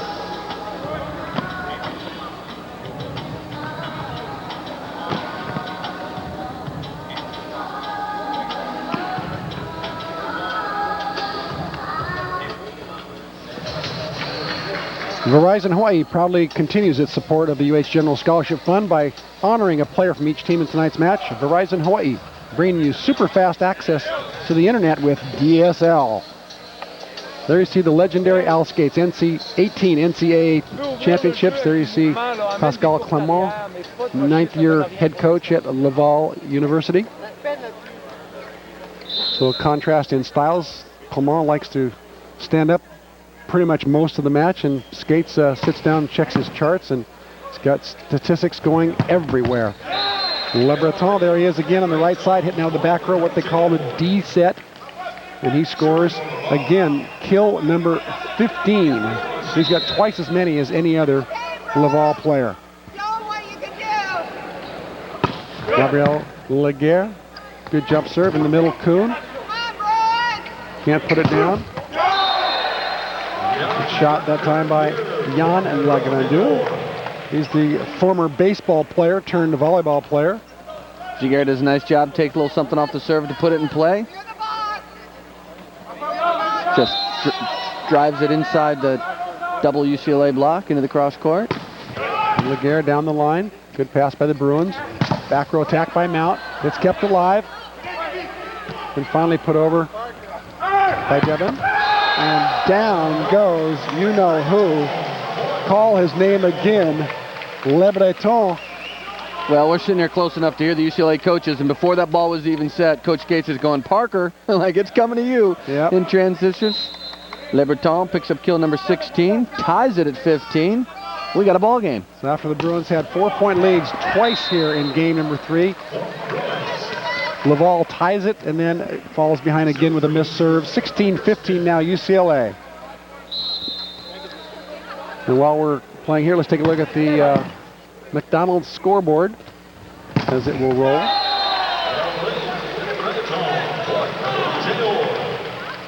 Kansas rolling again. North Carolina, boy, are they on a roll.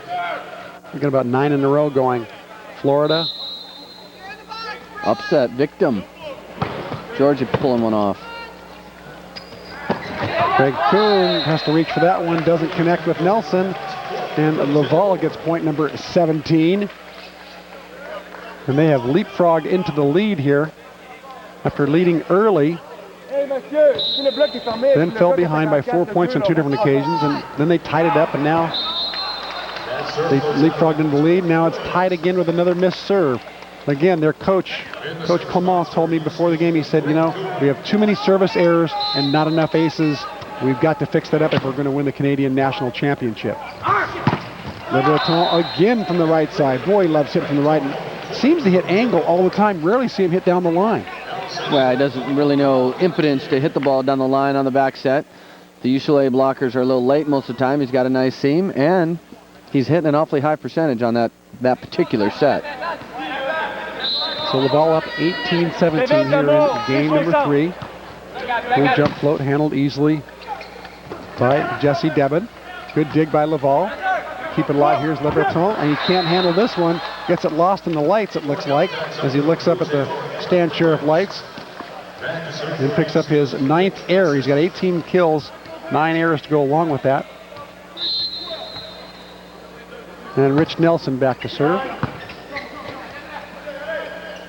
Good set by Giguère. It's over the block and out by David Damour. And UCLA goes up 19-18. You know, in a way, subbing an entire team in game 3 of guys who haven't played all night basically avoids that third game letdown. If you leave the starters in, you know, there's a chance they're going to let down and think, oh, ho-hum, we've beaten these guys 2 straight games. Now all of a sudden you got guys coming in who are playing pretty hungry. There's a blocking the set violation by Chris Pena. A little too aggressive play by Pena that time. Ball completely on the Laval side. Have to let the setter get their chance at it. Nice call by the up official. Mount going over the block and out. No touch. Point. Laval. They go up 20-19. Fans come alive. Now Mount's got as only the Hawaii fans can do, cheering for the underdog. Mount's got 7 kills, but he's got 7 errors to go right along with it. Give him a 0 hitting percentage. Good pass from Pretty Smith. uncharacteristic. Good back set from Nelson. The ball goes out, hit out by Devon. Point Laval. They take a 2-point lead here in game 3. 21-19. Oh, they would love to take a game from the mighty Bruins. Whether it's the Bruins first liners or second liners, they don't care. Oh, nice block up front again. Mathieu Lagrandeur with the big block. And that's enough to force Al Skase to call his second and final timeout. As you see, Lagrandeur put the ball to the floor. And Laval is fired up, Charlie. They are pumped. Well, I think, like you said, off the first time out, their coach kind of questioned their manhood, so to speak. You know, you guys are out here, got to play with a little more emotion, a little more passion. And we've seen that from him here late in game 3. Nice block by Lagrandeur that time in the middle of the rally. Al Skase, meantime, playing a lot of his subs. He's got that ho-hum, shrugging look on his face right now, like, you know what, we're going to stick with you guys. You're going to finish this game. That's what I said at the start of the game. I said, you know, we've seen this before, never quite the number of substitutions in one game, but he's certainly willing to sit there and watch this game, watch them lose a game. It doesn't mean that much. You know, these guys got to learn how to play themselves out of it. And wanted to also give him information on who he can count on in game number 4 if he needs to pull somebody off the bench.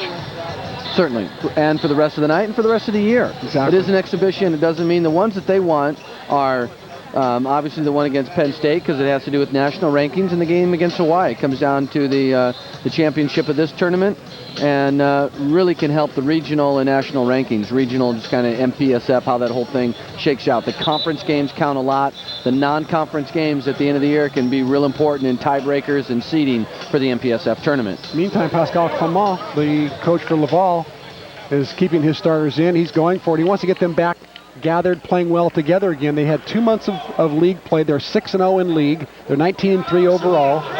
And there you see Brian Rofer, the assistant coach for UCLA. And Laval really wants to get going, get ready for their league again. They have the second half of their league season coming up. And look at the kill percentage in game number 3. Service ace by Laval. What a way to come out of the timeout.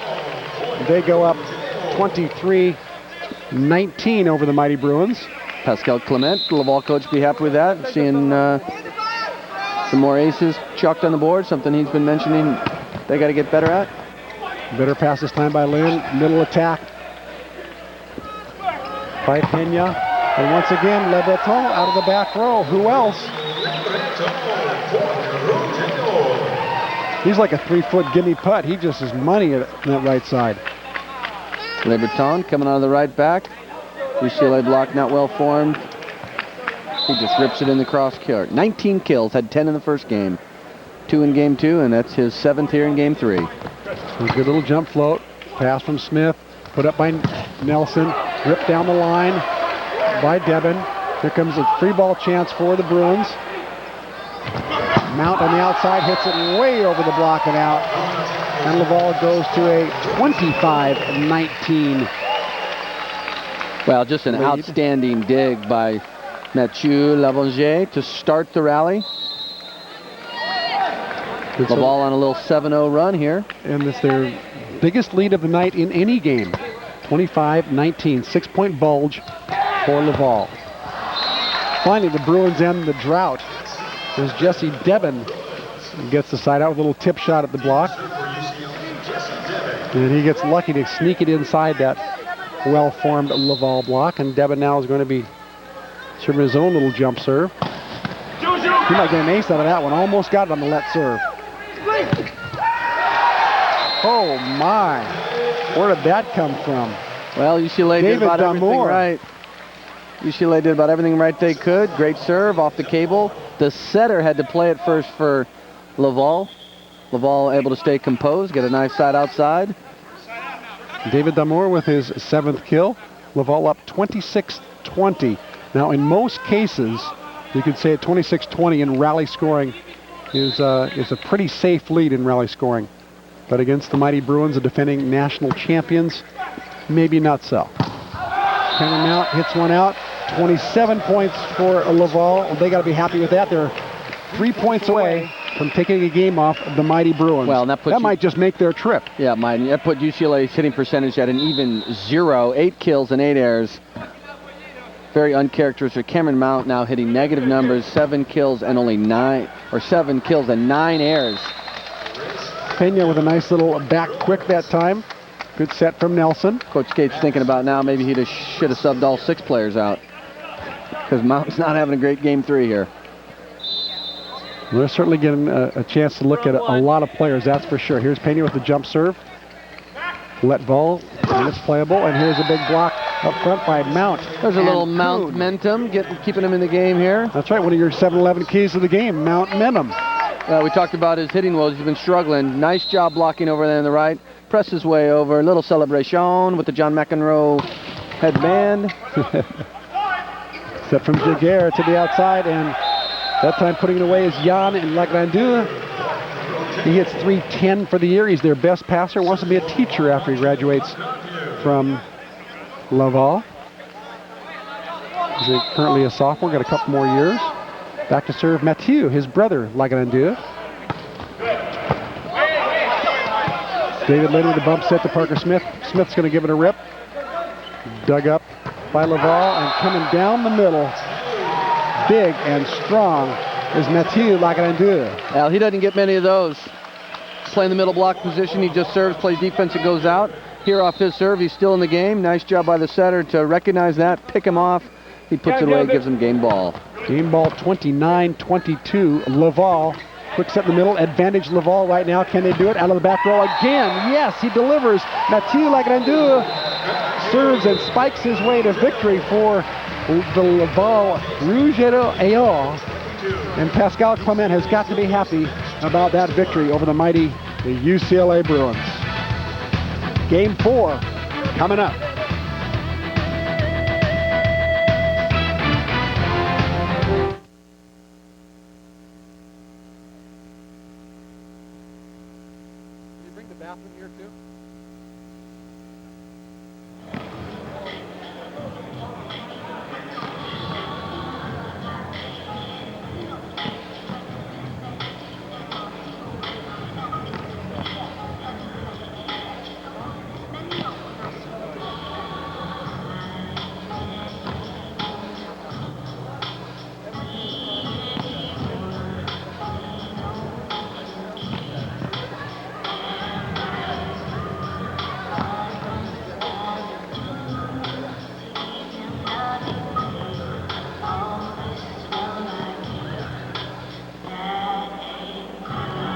University of Hawaii extends a big mahalo to David Carey and all the employees at Outrigger Hotels and Resorts for their continued support of the University of Hawaii and the Outrigger Hotels Volleyball Invitational at the Stan Sheriff Center.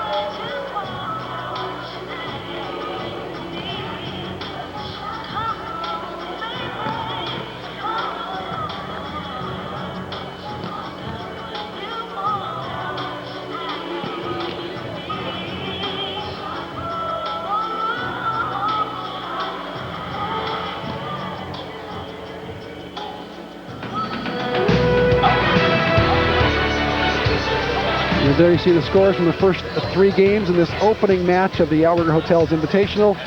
UCLA Bruins winning games 1 and 2, 33-31 and 30-23. And then Al Skates basically emptied the bench, and Laval took advantage and won 30-22 in game number 3. It's now 2-1 to favor the Bruins, and it'll be interesting to see what kind of lineup Al Skates puts on the floor, Charlie Wade. What would you do if you're coach?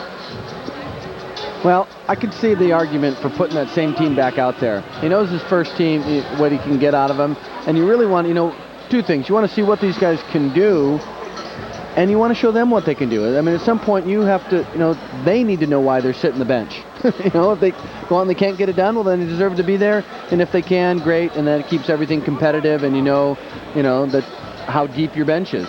And then and at this point, if you got to go to a 15-point rally score game, so be it.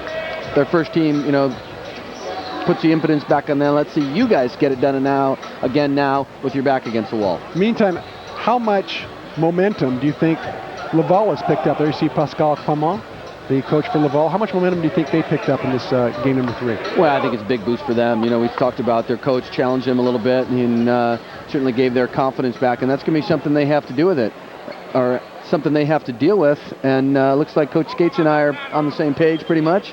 He goes right back with the lineup, just one change. Looks like it's going to be Comer in for Mount. Mount kind of stunk it up there in game 3, ended up hitting negative numbers. There you see Mark Pavlik of Penn State.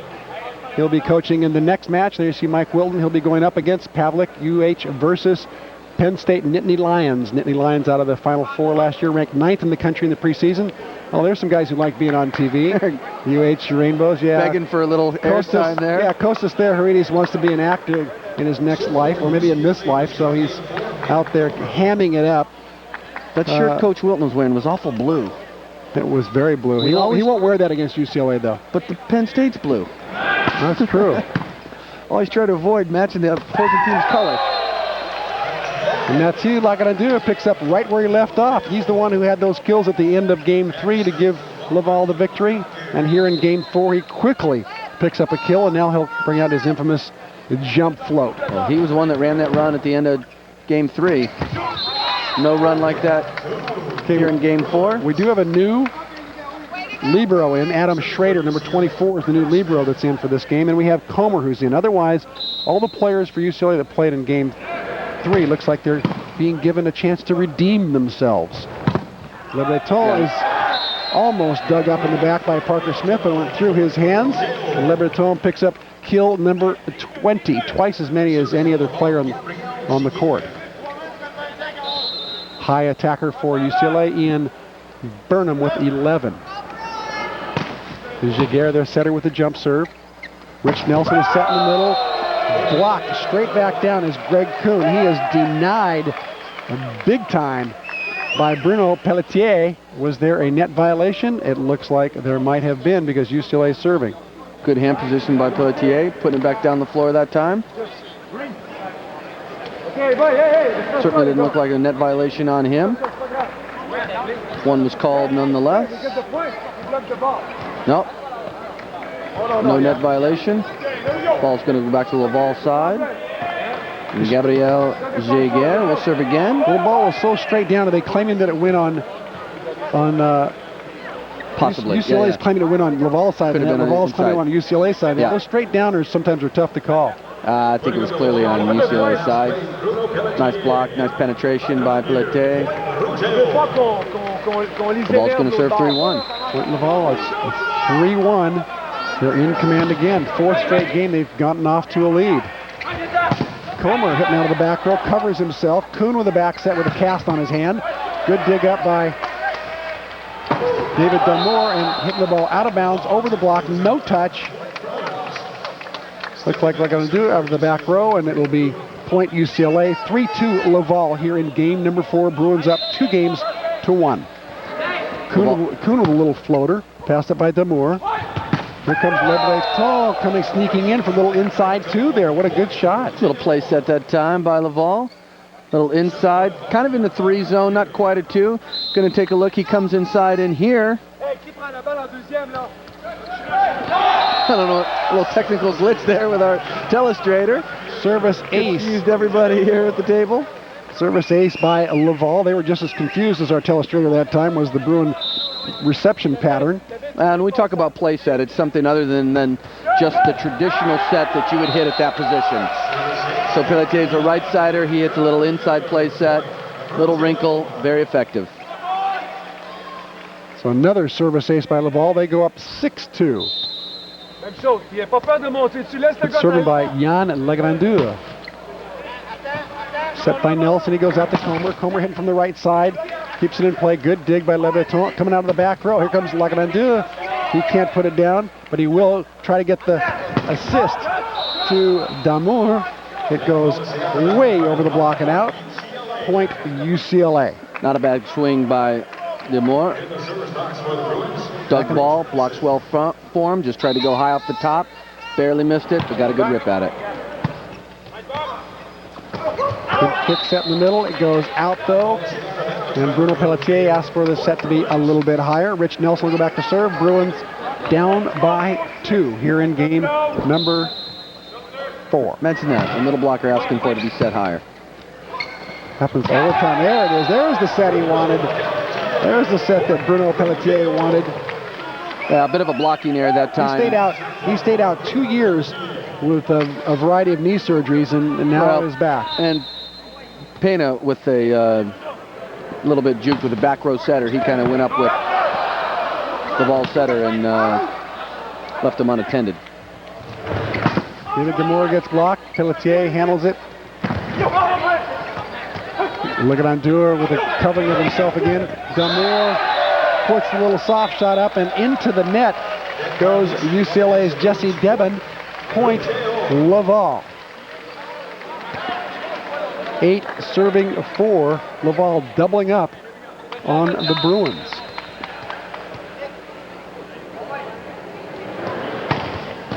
Al Skate's very content to get his money's worth out of this tournament. Another overpass by UCLA. Point Laval. It's 9-4.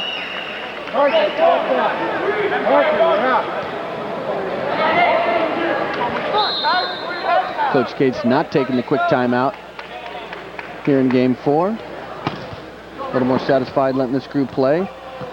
Comer having trouble with that, sir. Handles it with his hands. Will he get the good coverage by Laval? Good scrappy, keeping the ball alive.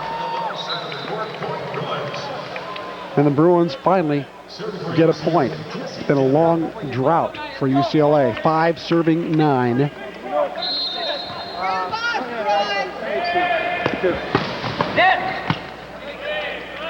Pass up from Damour, and Lebreton again hitting from behind the setter, a quick shot as opposed to the high ones he's been getting, so he's proven he's versatile in his attacks. Well, and all made possible by the great pass off Yann Lagrandeur. Had to drop to his knees if the ball kicked off the tape, put the ball right to the target. The ball able to run a nice back quick set. Oh, good stuff blocked by Mathieu Lagrandeur. Big stuff that time on Pena. Bruins go to 11-5. Well, big brother Matt steps in and does a nice job. The ball's not going away. Lebreton with the serve, and another violation on UCLA. They're out of rotation. We have an overlap situation. That's a real crucial call. And the timeout's going to be called by Al Skates. He has seen enough. Too much confusion out there for the Bruins as Laval dominating here in game number 4.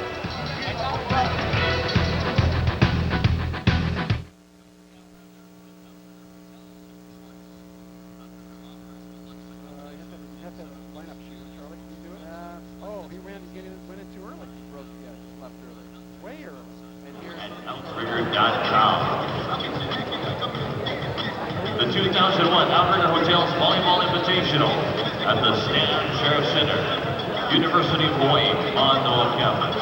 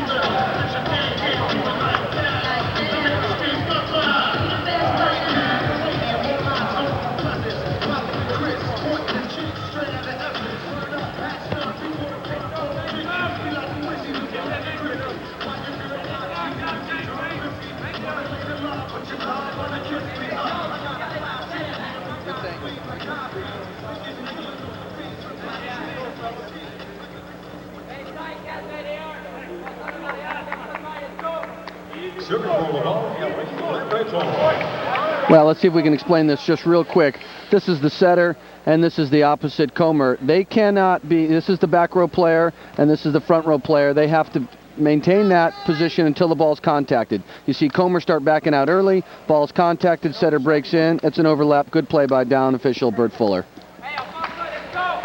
Good play or good call, what'd I say? Both. Good call. Good call. It was overlap. So Laval goes up 12-5 here in game number 4. Bruins attempting to regroup. Here's Comer in the back set, gets dug up by Lebreton. Will he get the set back? He does. He comes flying out of the back, and this time he's blocked and rejected by Chris Pena. Pena getting his chance to block out of the middle. Again, UCLA showing what they do best. Blocking and owning the top of the net. Pena pretty fired up about that. Oh, and they give it right back to Laval. And he's not very fired up about that. 13-6. In comes Adam Schrader, their libero. UCLA's problem really in the last game and a half has been their passing. Get Schrader back in there, help solidify the serve receive. They're a great pass from Schrader. Ooh, back bump set by Nelson. Here's Comer keeping it alive. Lebreton again out of the back row. He gets stuffed this time though by Parker Smith. A block solo for the local boy. Parker not fooled that time on the back set. Really no fault of Lebreton. Not a good angle to see that, but that ball was set really tight to the net. He really had no chance. Good play by Parker, though, to get his hands over the net.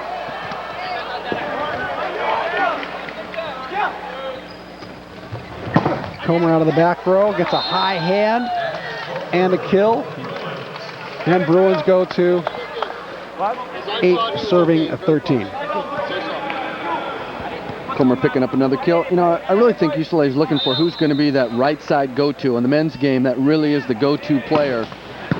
It's that right side attacker, and they're just kind of auditioning guys there this weekend. I think that's a good way to put it, the audition. Al Skate's unafraid to lose a game or two here and there, knowing that they can probably put his starters in game 5 and be just fine. He might even want to play a rally scoring game 5. Actually, he's had 2 of them this year already, one against Pepperdine and one against Santa Barbara. He thinks his team needs some more practice playing that game 5, so we shall see. Another good block up front by Bruno Pelletier.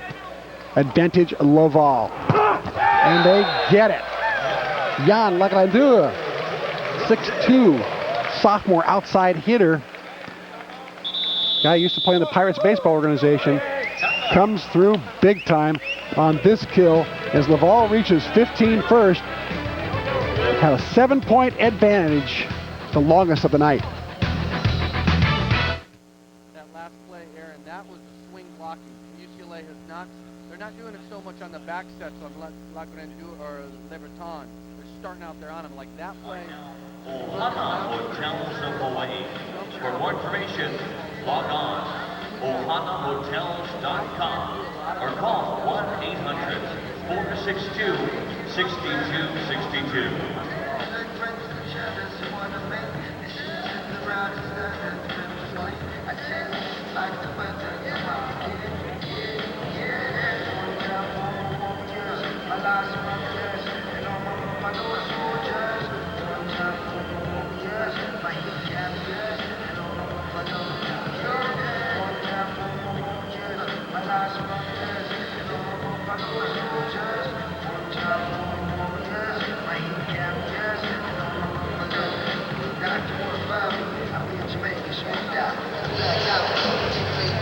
We're going to go ahead and take a look at this last play. We talked earlier about the difference between starting wide and just penetrate blocking or swing blocking. You look at the UCLA blockers, both starting in this zone here. And then this guy's, as the ball's set, you're going to see him make a move out and then swing his arms out and around and really just try to intercept the ball. Didn't work that time, and Laval scored their 15th point. They're up 15-8 here in game 4. Bruins won the first 2 games. And then Al Skates, as Charlie mentioned earlier, has been doing some auditioning for certain spots that are up for grabs, and he's allowing a lot of the bench to get some valuable playing time. Meantime, Laval's taking advantage of that, building up some confidence with service aces like that. And that time Mathieu Lagrandeur with the service ace. Laval up 16-8.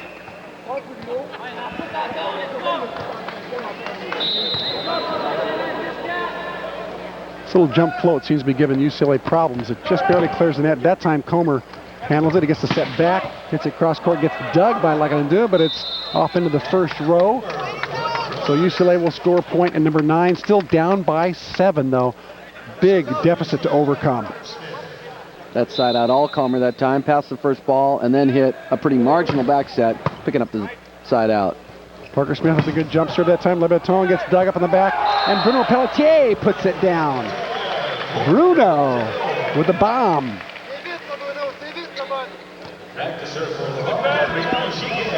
Little pinball defense by the Bruins here. Bruno in the right place at the right time.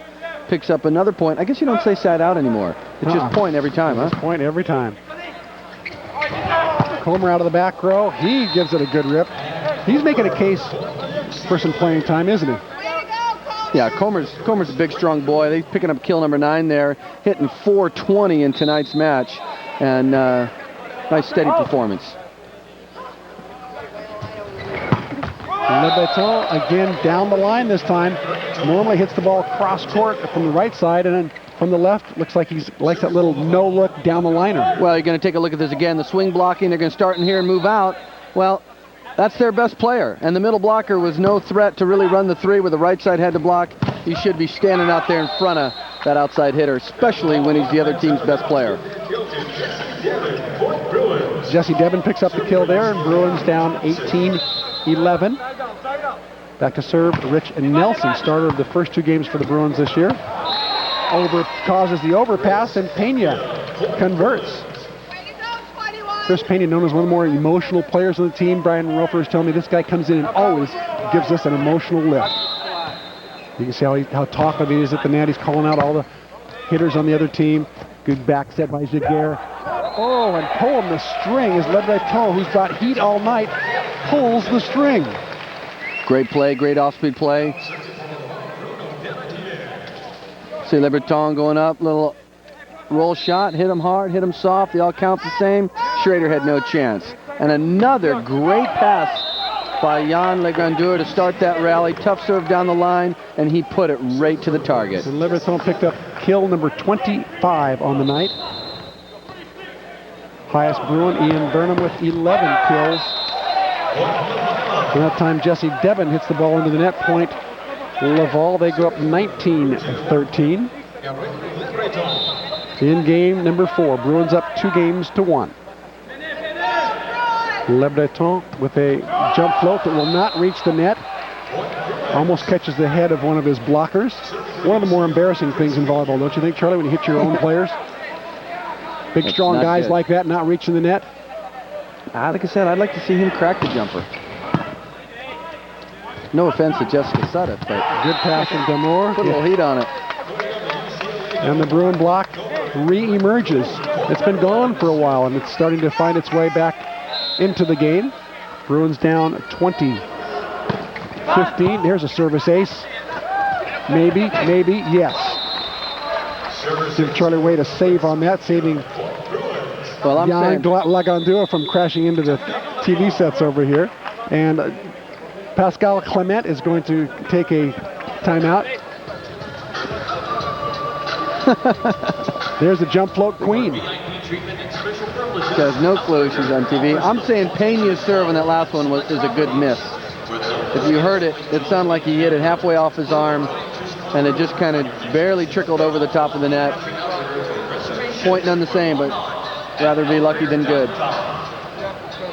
Well, Al Skates right now, I think he's breathing some life back into his Bruins. They were down by 8 in this game on 2 different occasions. They've now cut that lead in half, down 20-16. Let's take a look at that jump float, sir. Charlie, tell us about it. Well, rather than just crack it and put the heavy topspin on it, just go ahead and float. This, like I'm saying, this is supposed to be a full topspin. He just kind of mishits it. That's a mishit. Drops in front of the serve-receive formation. Sometimes the best thing about the jump serve is the misses. They can sneak in there. Well, he'd like to have another one of those right now after the timeout, I'm sure. You see how Skates working his stat sheet there? He loves to work with numbers. He loves to adjust as the game goes along. It's one of the things I think makes him great. I'm thinking, Skates, this isn't an ideal situation. He'd like to see his second unit play a lot stronger, but I think he's liking this situation right here. They've made a little run, they've got it close, they still can pull this game out, and that's what he wants to see the second unit be able to do. Talk about stats, there's Eric Daly. He's the UCLA stats guy. He's a computer whiz, worked with the national team for many, many years, and he takes incredible statistics that are different from the statistics that the home gym provides. So Al's got his own thing. It's part of the contract. I think he has to have Eric on his staff because he really relies on Eric's numbers and the hitting tendencies that he comes up with. How many guys, graduate from MIT and are stat in volleyball? Yeah, he's a genius. He'll have double masters this year. Get another master's from UCLA this spring. Great guy, and he does magical number work. Comer with a little tip shot. Finally a tip shot by the Bruins. I don't think we've seen one yet. That might be the first one tonight. And it was successful. First tip attempt out of the Bruins here. Comer doing a nice job with the off speed. Like I've said before, they all count the same. Drop it into the open hole. Picks up Bruin point number 17. Matt Comer back to serve. That one. Micah Monk would never serve like that. No, not at all.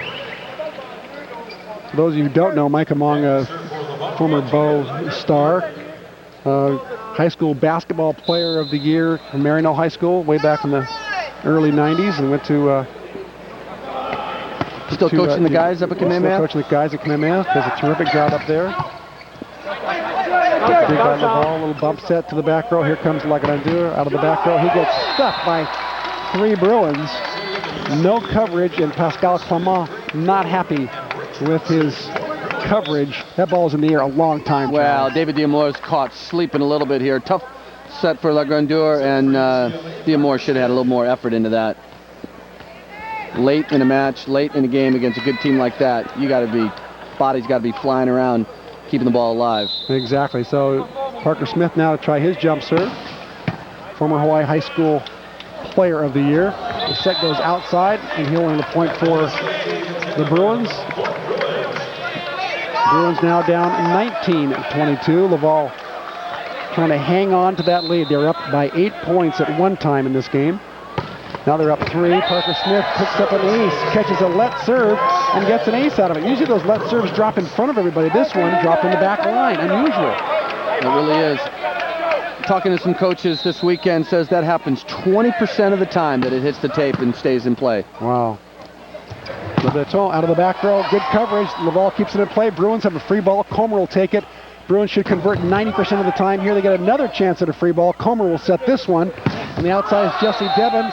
He hits it up and over the block and out. Point Laval. Well, you got to be impressed with Laval's defense. They've really kept a lot of plays alive, given free balls back to the Bruins, and still able to win the rallies. Outdigging the Bruins 38-21. Parker Smith handling that one. And Jesse Devon on the outside. He tries to clear the block, and it goes in. Good block by Laval. They go up 24-20. Al Skates has one timeout left. We'll see when he decides to use it. He's going to use it right now, right before the serve. Al Skates calls timeout. And we will stay here and figure out how Al Skates is going to maneuver his troops back into this That was game. A big point there. 24, if UCLA sides out, it's 21-23, and then it's really close. To get the 4-point push with only 6 points left for Laval to close it out, that was a pretty timely block by them. Meantime, Pascal Clement has got to be figuring out, that clipboard there, and with Pascal talking to his assistant coach there, Michel Cazes. What would they be talking about, Charlie, in your opinion, to try to earn another point here? Well, they'll probably have the UCLA serve-receive formations charted and just trying to see what most likely UCLA is going to run at them so they can get their defense and, give their defense the best chance of creating a point-scoring chance. And could they also be picking out a server, a passer, a guy they're going to try to pick on? Is that possible? And that's been certainly the weakest part of UCLA's game since Al Skates has gone to the bench, is they're looking for somebody out there that can receive serve. They got Schrader out there on the court. He gets his point, or his part of the court. Look for them to maybe go at Parker Smith or Devon on the outside. Devon over on the left. The two rookies. If this ball served right up the middle, I doubt Coach Pascal is going to be real happy about it. Yeah. You got two freshmen on the outside. You got Schrader, their libero, who's normally a pretty good passer. So we'll see where this serve goes here. See if Coach Wade's strategy works. Look at the blocks. UCLA 16-8, doubling up on Laval in blocks. No surprise there. That's been UCLA's strong suit over the years.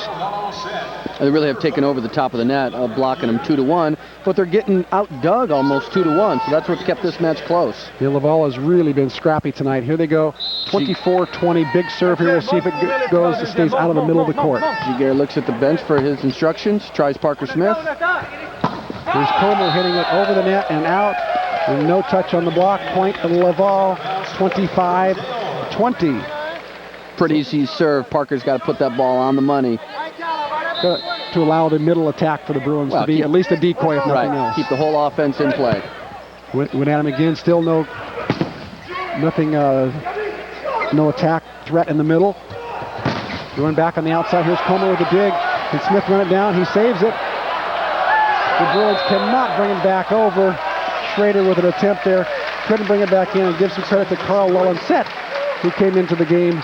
The big lefty, he's the blocking sub who's in there now, and he came up with a big kill. No substitutions, no change in formation for the Bruins. They're going to let Parker out there. There's a pass by Schrader. Again, for the third time in a row, Comer gets the set, and it works this time. Third time was a charm. And that really is a serving error by Giguère. He goes to Parker twice, gets 2 points, and then just goes with the lollipop up the middle. And UCLA able to run their offense to full efficiency. Easy side out for the Bruins. We're going to take a look at Cameron Mount coming in the game to bring his big jump serve. I wouldn't look for him to back off this thing at all. He's going to go full heater up the middle and try to get a couple points here. And Carl Lelensett goes back to the bench, gets high fives all around, and here comes Mount with the serve, down 5 points here in game 4. Perfect pass, right on the money. They get to set the middle, but it dug up by Comer. Is it out of bounds? Yes. Point, Laval. 27-21.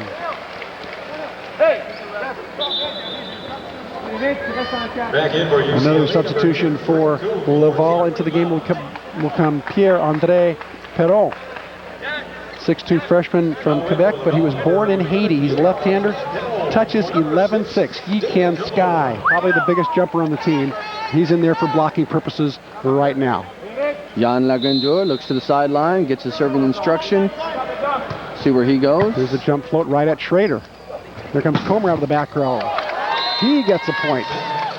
The Bruins go to 22, down 5, but Laval within 3 of winning game number 4 and taking this to the 5th game, rally scoring to 15, not to 30. Rich Nelson back to serve. Good pass. Oh, Laguerre with a nice set to the outside. No coverage by Laval, though. Point to UCLA on the block. Block number 9 for the Bruins. Laguerre really had to scramble on that pass to put the ball up there. Here comes Nelson again, down 23-27.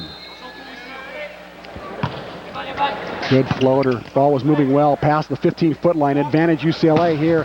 But guess what? Lebreton pops it up. It gets dug back to Aaron Wilton in the coach's scouting section. Undiggable. Point Laval. They're up 28-23, 2 points away from taking this to game 5.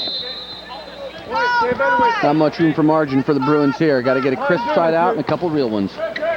Good serve. They work on Smith on the outside. He gets dug up. Here comes Lagrandeur. It gets popped out of bounds. Off the block. Boy, has he come up big tonight. Mathieu Lagrandeur at 6'6", sophomore middle blocker from Quebec. Had a great night against Lewis. 11 kills last Sunday. He gets a big kill there, and now we are at game point. We are 1 point away from going to a rally scoring at game 5. Smith handles the serve, middle, no quick in the middle.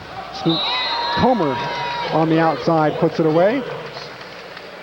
And Laval will have a second chance at game point to take this to rally scoring.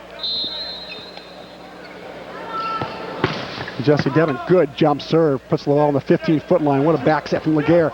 Tip ball into the middle, dug up by Schrader. Here comes Nelson, quick one in the middle to Pena. Laval just keeps it alive. Advantage Bruins, they should score on this. Let's see how their transition play is. Back quick. Pena's dug up. Jump set Laval. Ball's down, here comes the ball by Schrader, dug up. The tap down is a net violation. Yes, net violation. UCLA.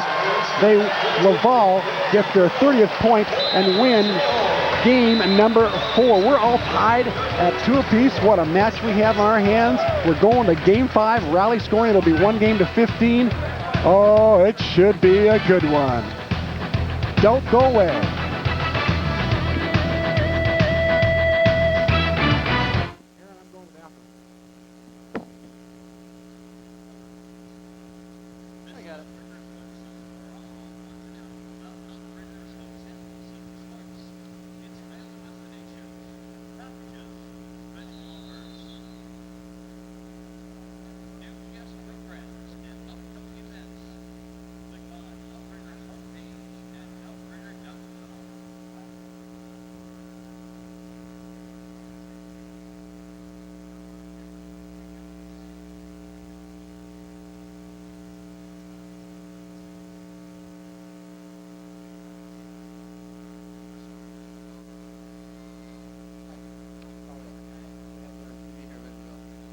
Bagging on the guy with the jump floater. And so they saw you in the tunnel, and they had a camera. Some of the camera guys had a picture of you in the tunnel. And I said,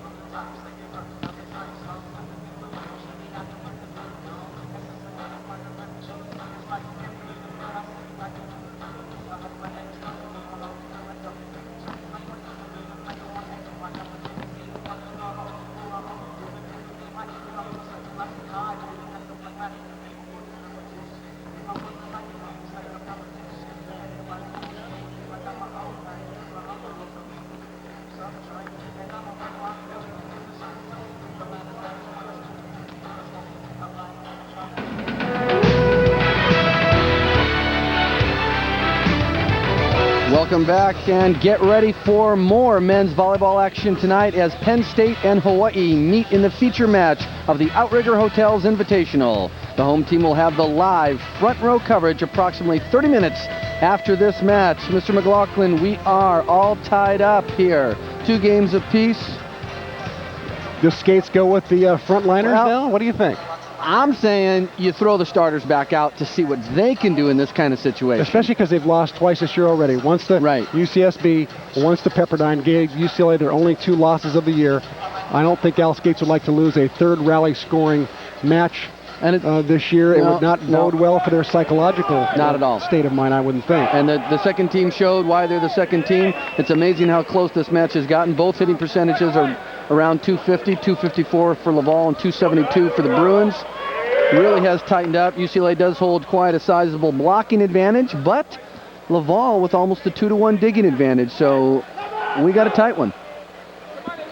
And look, scoreboard shows it. Stat shows it. Look who he's leaving in. That's why he's got 18 big banners, because he's got the huevos to go with it. Got that second team out there and saying, boys, we'll get dance with who brought you. Very interesting. I thought for sure he'd go back with his starters, but this is showing some great confidence in this second group to say, you know, we're going to give you another chance of redemption. It's an exhibition. Yeah, exhibition match. Doesn't count in any, although it does count for tournament championship here. And he's banking on Penn State or UCLA knocking off Laval. There you go. Know, really, when you got 18 big banners, you don't care much for.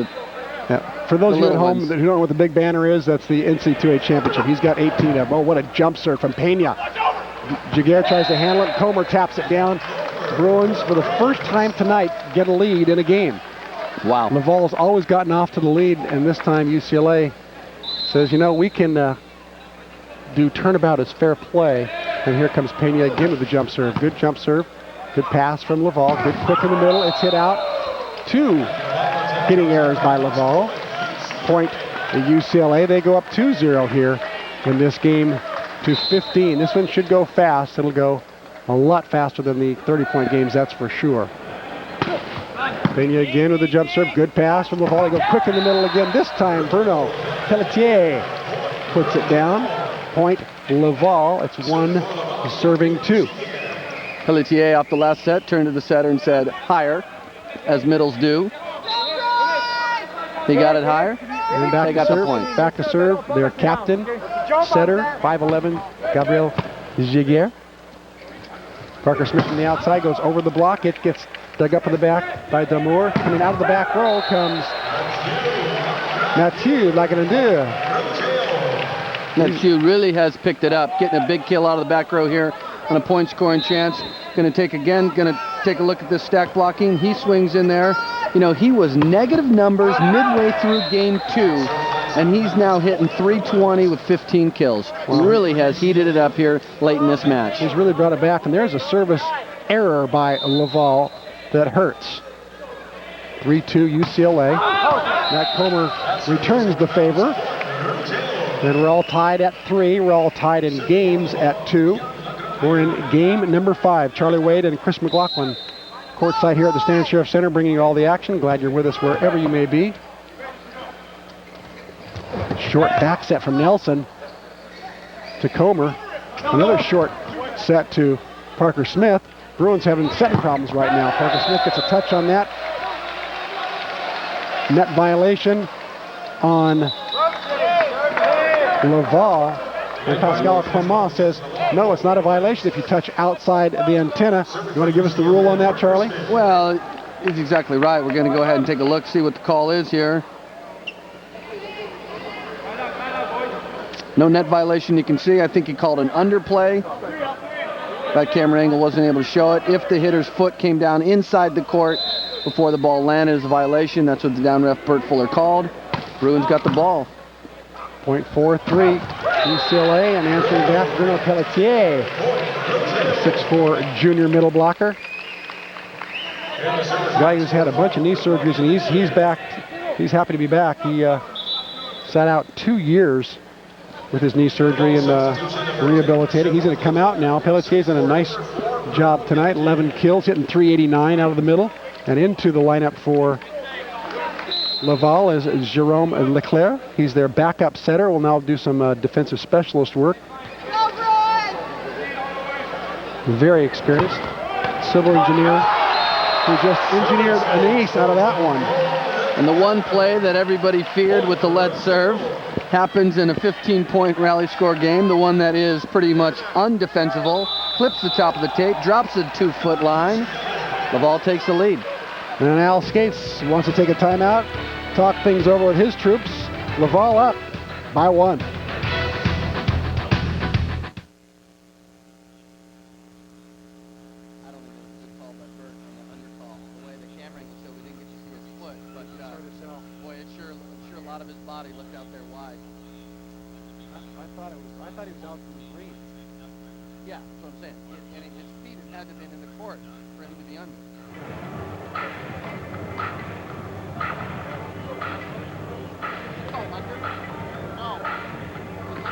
The 2001 Outrigger Hotels Volleyball Invitational at the Stand Sheriff Center, University of Hawaii, Manoa campus.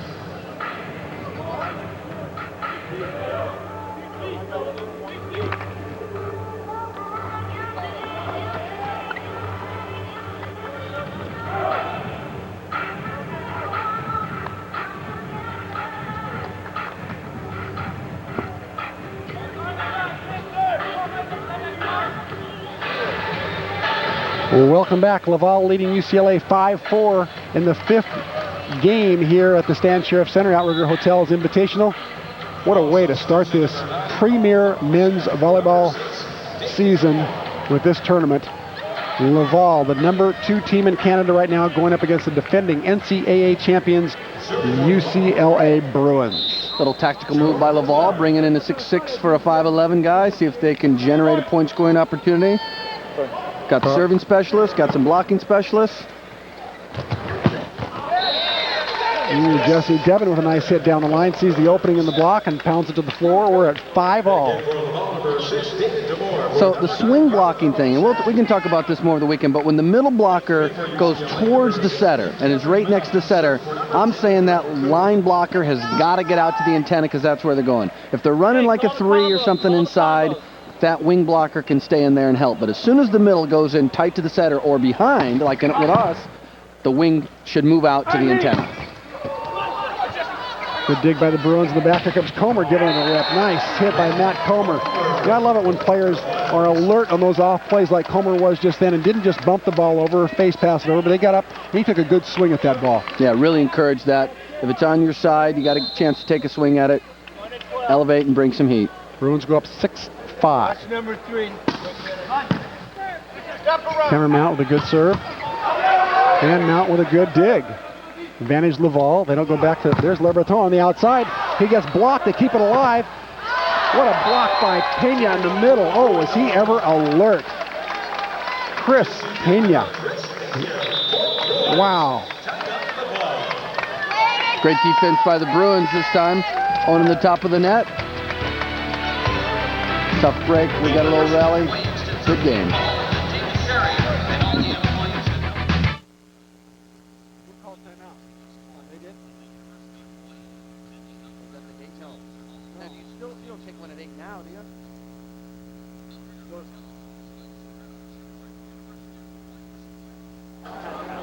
And the Outrigger Hotels Volleyball Invitational at the Stan Sheriff Center, University of Hawaii, Manoa campus.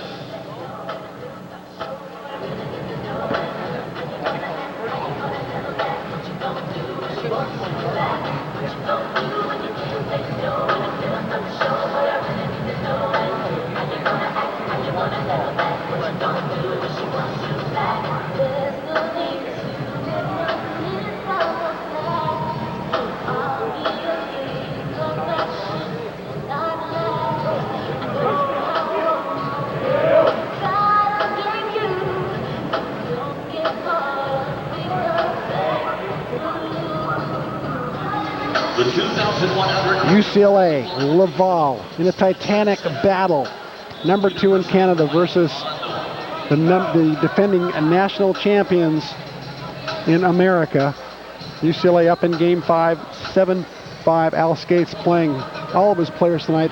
Sort of had a setback at the beginning of the night for those who were with us, who weren't with us 2.5 hours ago. Loses Mark Williams, his star player, in warm-ups to a sprained ankle. A shocker. Yeah, I wonder how much that changed his thinking for the approach of the match. Maybe not much. Cameron Mount with a good jump serve. Laguerre the back set to Lebreton. He gets stopped by Jesse Devin. Devin, who had some hitting errors earlier, comes up big time with a kill here recently, and he had a stuff block there on Laval's best attacker. Well, smallest player on the floor for the Bruins comes up with a big block here in the rally score game. That's his second big block of the night. We're going to have a little side change here. Kind of 8-point intermission. Bruins heating it up right at the right time. Cameron Mount going back to serve. How important for Mount to serve in here at the switch with some momentum? Yeah, I don't know in the rally score. This guy's got such a good serve. I say go ahead and crack it. He did. And Laval scores 8-6. UCLA. Greg Kuhn comes back into the game. Cameron Mount goes out. Back in comes Adam Schrader. I'd rather have him serve like that and then miss it than serve him easy and let him get a big emotional side out, a thundering kill. It's like keep the pressure on. Let him know you're going to keep challenging him from the service line. Lebreton with a jump float. Here's a joust at the net. Laval in control right now. Lagrandeur out to Lebreton. Lebreton gets the kill, powers it between the block of Devin and Pena. Nice scramble play. Lebreton, the recipient of a off play, just thunders it through the block. Lagrandeur goes over to get a little high five off his nice set. Lebreton with a jump float again. Good jump float handled by Schrader. Here's Comer coming out of the back row. He gets stuffed on a very low set from Nelson. Nowhere to go. Well, Schrader does a nice job off a tough serve. And got to take a look at the attack attempt. Really no chance to make that a kill. Ball set low and inside. Comer, not many options on that play. So Al Skates calls his second and final timeout here in game number 5. Stats for game 5, Laval hitting 0-0-0 here. 4 kills, 4 errors. Bruins 3 kills, 1 error, hitting .286. Normally the team with a greater hitting percentage, almost always in game 5, ends up winning. Well, you'd think, not so right now, 8-all here. Yeah, they're out and hitting them by 28% and the game's tied.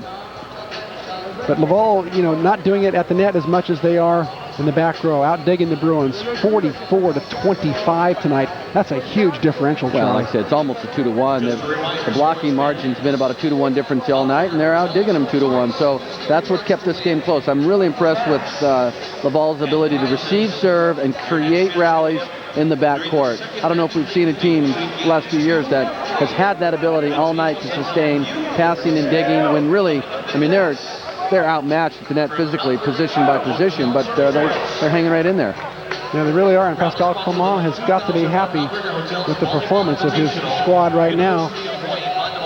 They're at 8-all in game 5 against the defending NCAA champions. Of course, there should be a little asterisk by that. Brendan Taliaferro graduated last year, and Skates hasn't played his first stringers since game number 2. Other than that, it's still 8-8 in game 5. It's still 8-8 in game 5. Nelson, a little short set again. Getting blocked is Devin. He hits it off the block and out. Comer can't believe it. He's stunned. He looks at Bert Fuller and the number 2 umpire says, "What is that?" Parker Smith doesn't make a great pass. Difficult set. Tough camera angle there. Looks like from that camera angle may have caught the back end of the line.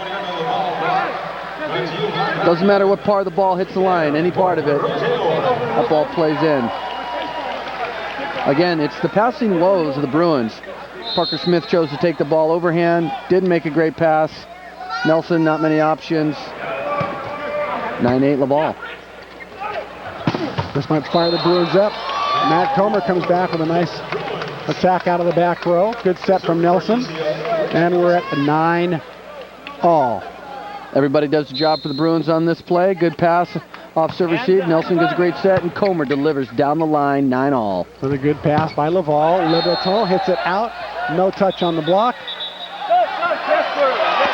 There's a touch called on the block now. Looks like we're getting controversy on almost every play here late in this match. This is getting pretty exciting here. And the Bruin blockers turned to Al Skates, says, "Yes, Al, we touched." No sense in arguing that one. Coming into the game for Laval, Pierre-André Perron. He's going to come in for Gabriel Giguère. Blocking substitution. The setter comes out of the game. Giguère, larger blocker. that time encouraging the bigger blocker coming in, saying, "Get us one. Right here, get us one." See if Nelson sets Comer right in front of him. He does. Yes, Comer says, again, "You don't jump that high." And they knew that they knew the ball was going to Comer out there. They had 2 blockers just waiting for him. Nice blocking adjustment that time. See the Laval blocker's going to start a little wider out there in front of Comer. Doesn't have to make a big swing move. Just a little one. Actually drops into the cross court. Comer does a nice job snapping it by the block. And Jesse Devin gets a nice serve up there that forces some ball handling errors by Laval, and the Bruins, the beneficiaries of that poor ball handling, and they go up 11-10. Bruins 4 points from victory. Giguère doing a nice job to save that set. Jesse Devin, another good serve, and here's a little floater. Kept alive, advantage Laval. Hit out of bounds, no touch. Lagrandeur cannot believe he hit that ball out. That was a point-blank range, Charlie. He's the guy who's carried him the last half of this match. Well, he really has. He really has had a nice second half of the match. Got a pretty good set that time. He just hit it a little long. He's mad at himself there. He slams the chair. He's got 15 kills, 9 errors, hitting .214 on the night. He's got more blocks than anybody on the team, 6. So he has really kept them in this game, and he's feeling badly that they're now down 12-10 on his hitting error. Well, they battle. Obviously they know when they go into the match thinking they got to be an underdog. They get to 10-10, and they make 2 unforced hitting errors to give UCLA what could be an insurmountable 12-10 lead. I mean, UCLA owns the top of the net. And that's a lot to come back to in the short 15-point game. Yeah, But this is a tough comeback, although we've seen it before. One clean side out, one block, and we're all tied up again. You just hate to make those unforced hitting errors, late in the game when it's close like that. You really want to make the other team earn it. You don't want to give it to them. Yeah, the play before was Giguère did a nice job just to set it, and then Jan Legrandeur just really unforced error. Wasn't a very good set. That set really should not be an error. Had no chance to be a kill. There's really no impotence to try to make it a kill because it's not a very good set. Those are the ones you just put in play, and he hits it out, and then off a scramble play, his brother hits another ball out. So here they're looking at a 12-10 deficit, and there you see some stats from the match. UCLA out hitting Laval by 50 points, but only ahead by 2 here in rally scoring. And Devin keeps the ball in. Not a very good pass. Almost a stuff block by the Bruins. And here's a chance for Jan Legrandeur to convert. He doesn't. Great block by Comer at the net. A King Kong one-arm block. And here's a little tip shot. And it looks like there's a violation. 4 hits by Laval. Wayne Lee calls. Well, the Laval players and the it. Laval's bench are all putting their arms out to say, what are you talking about? And to be quite frank, let's see if we can pick this up. Well, there's 1. 2. There's 2. There's 3. They must have, the first one, as the block, they counted as a dig. Yeah, because he was down on the ground, right. I think. So Bruins up 13-10, and right away Laval answers back. Legrandeur with a beautiful quick hit out of the middle to pick up point number 11. Substitution for Laval. And back into the game for Laval. Bruno Pelletier, he'll come in middle block for Jérôme Leclerc. Not much room for error for Laval here. Down 13-11. Got to get a real point here. Good jump float, nice pass by Schrader. Quick middle, no. Back to Comer, yes. Can't get the kill though. Legrandeur with the good set. The outside, here comes Comer again. This time he rips it away from the block, no touch. Bruins asking for a touch. They don't get it. Point Laval. UCLA still with the advantage. Up 13-12, don't you believe, Charlie? Up 13-12 with a side out here. What was the old way, traditional scoring side out. Yeah, clearly. They have match point. They get a decent pass, they'll run something. Comer's going to take a big swing. 14-12, he goes back to serve. Actually, I think Peña's probably the next server. This is the same rotation, though, that they got called the overlap in, where Comer backs out early to get into his attack pattern, and Nelson just kind of stuck, takes a half a step forward, Comer backs out. I wonder if Rick Fuller makes that call. If they do it, see, pretty close. Yeah, that was close again. It really was. Very close. This time Parker Smith hits one off the cable and out. Point Laval. And we are all tied. It doesn't get any closer than this. 2 games apiece. 13-all in the 5th. Some great men's volleyball. They get a good pass. They're going to want to try to give it to Comer here on the backside. They go to Comer, yes. Comer deliver, no. Good dig by Legrandeur. Joust at the net. Neither team can handle it. Here comes Schrader with a good dig. Back to Comer again on the outside. He gets dug by Laval, and a good joust at the net. Giguère hits the net, and they're going to call a violation.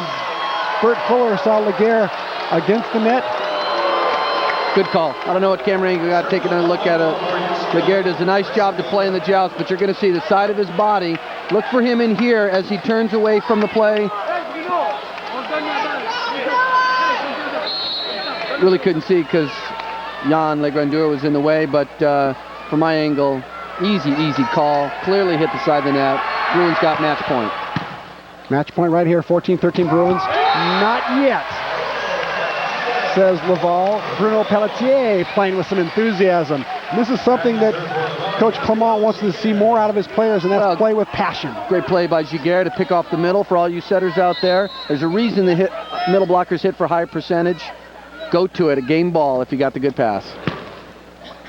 Good pass from Devin, back to Comer. Comer gets the side out, or the point I should say, and the Bruins again have their second match point. And Matt Comer back to serve. Only appropriate that Comer gets to serve the match point. who's carried this team in Game 5.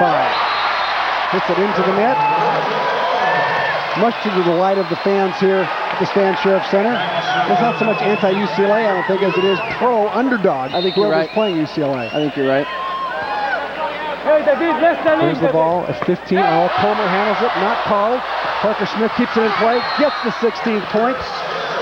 And Coach Clement is livid.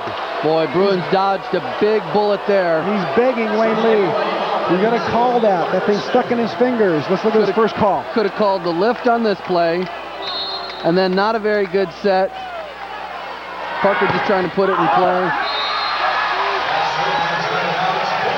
He might have tried too hard to just keep that ball in. How's Lebreton letting the off-speed ball just fall to his feet? You know, what could be match point.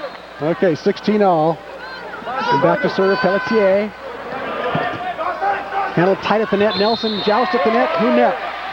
Lagrandeur, yes, says, yes, I did. Number 3 for Laval. Point Bruins. Another match point. Third one, I believe, for the Bruins. And back to serve will be Greg Kuhn. Short serve, passed up by Damour. There's Lebreton, dug up by Comer. Will they go to Lebreton again? Again. No, they don't. They go to the middle, and there's Pena, of all people. Pena blocking Mathieu Lagrandeur, and what a match. The UCLA Bruins come through big time after losing their star player Mark Williams in warm-ups. But Laval playing courageously all night long. The Bruins just a little too strong at the net. In the end, they win in 5.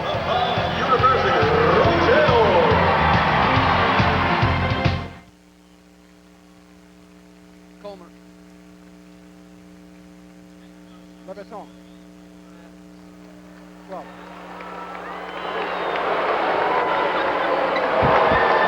UCLA returns to the Stan Sheriff Center tomorrow afternoon to take on the Penn State Nittany Lions starting at 5 in the afternoon. Laval will take on your University of Hawaii Warriors beginning at 7 tomorrow night. Coming up next, our featured match of the evening between the Penn State Nittany Lions and your University of Hawaii Warriors.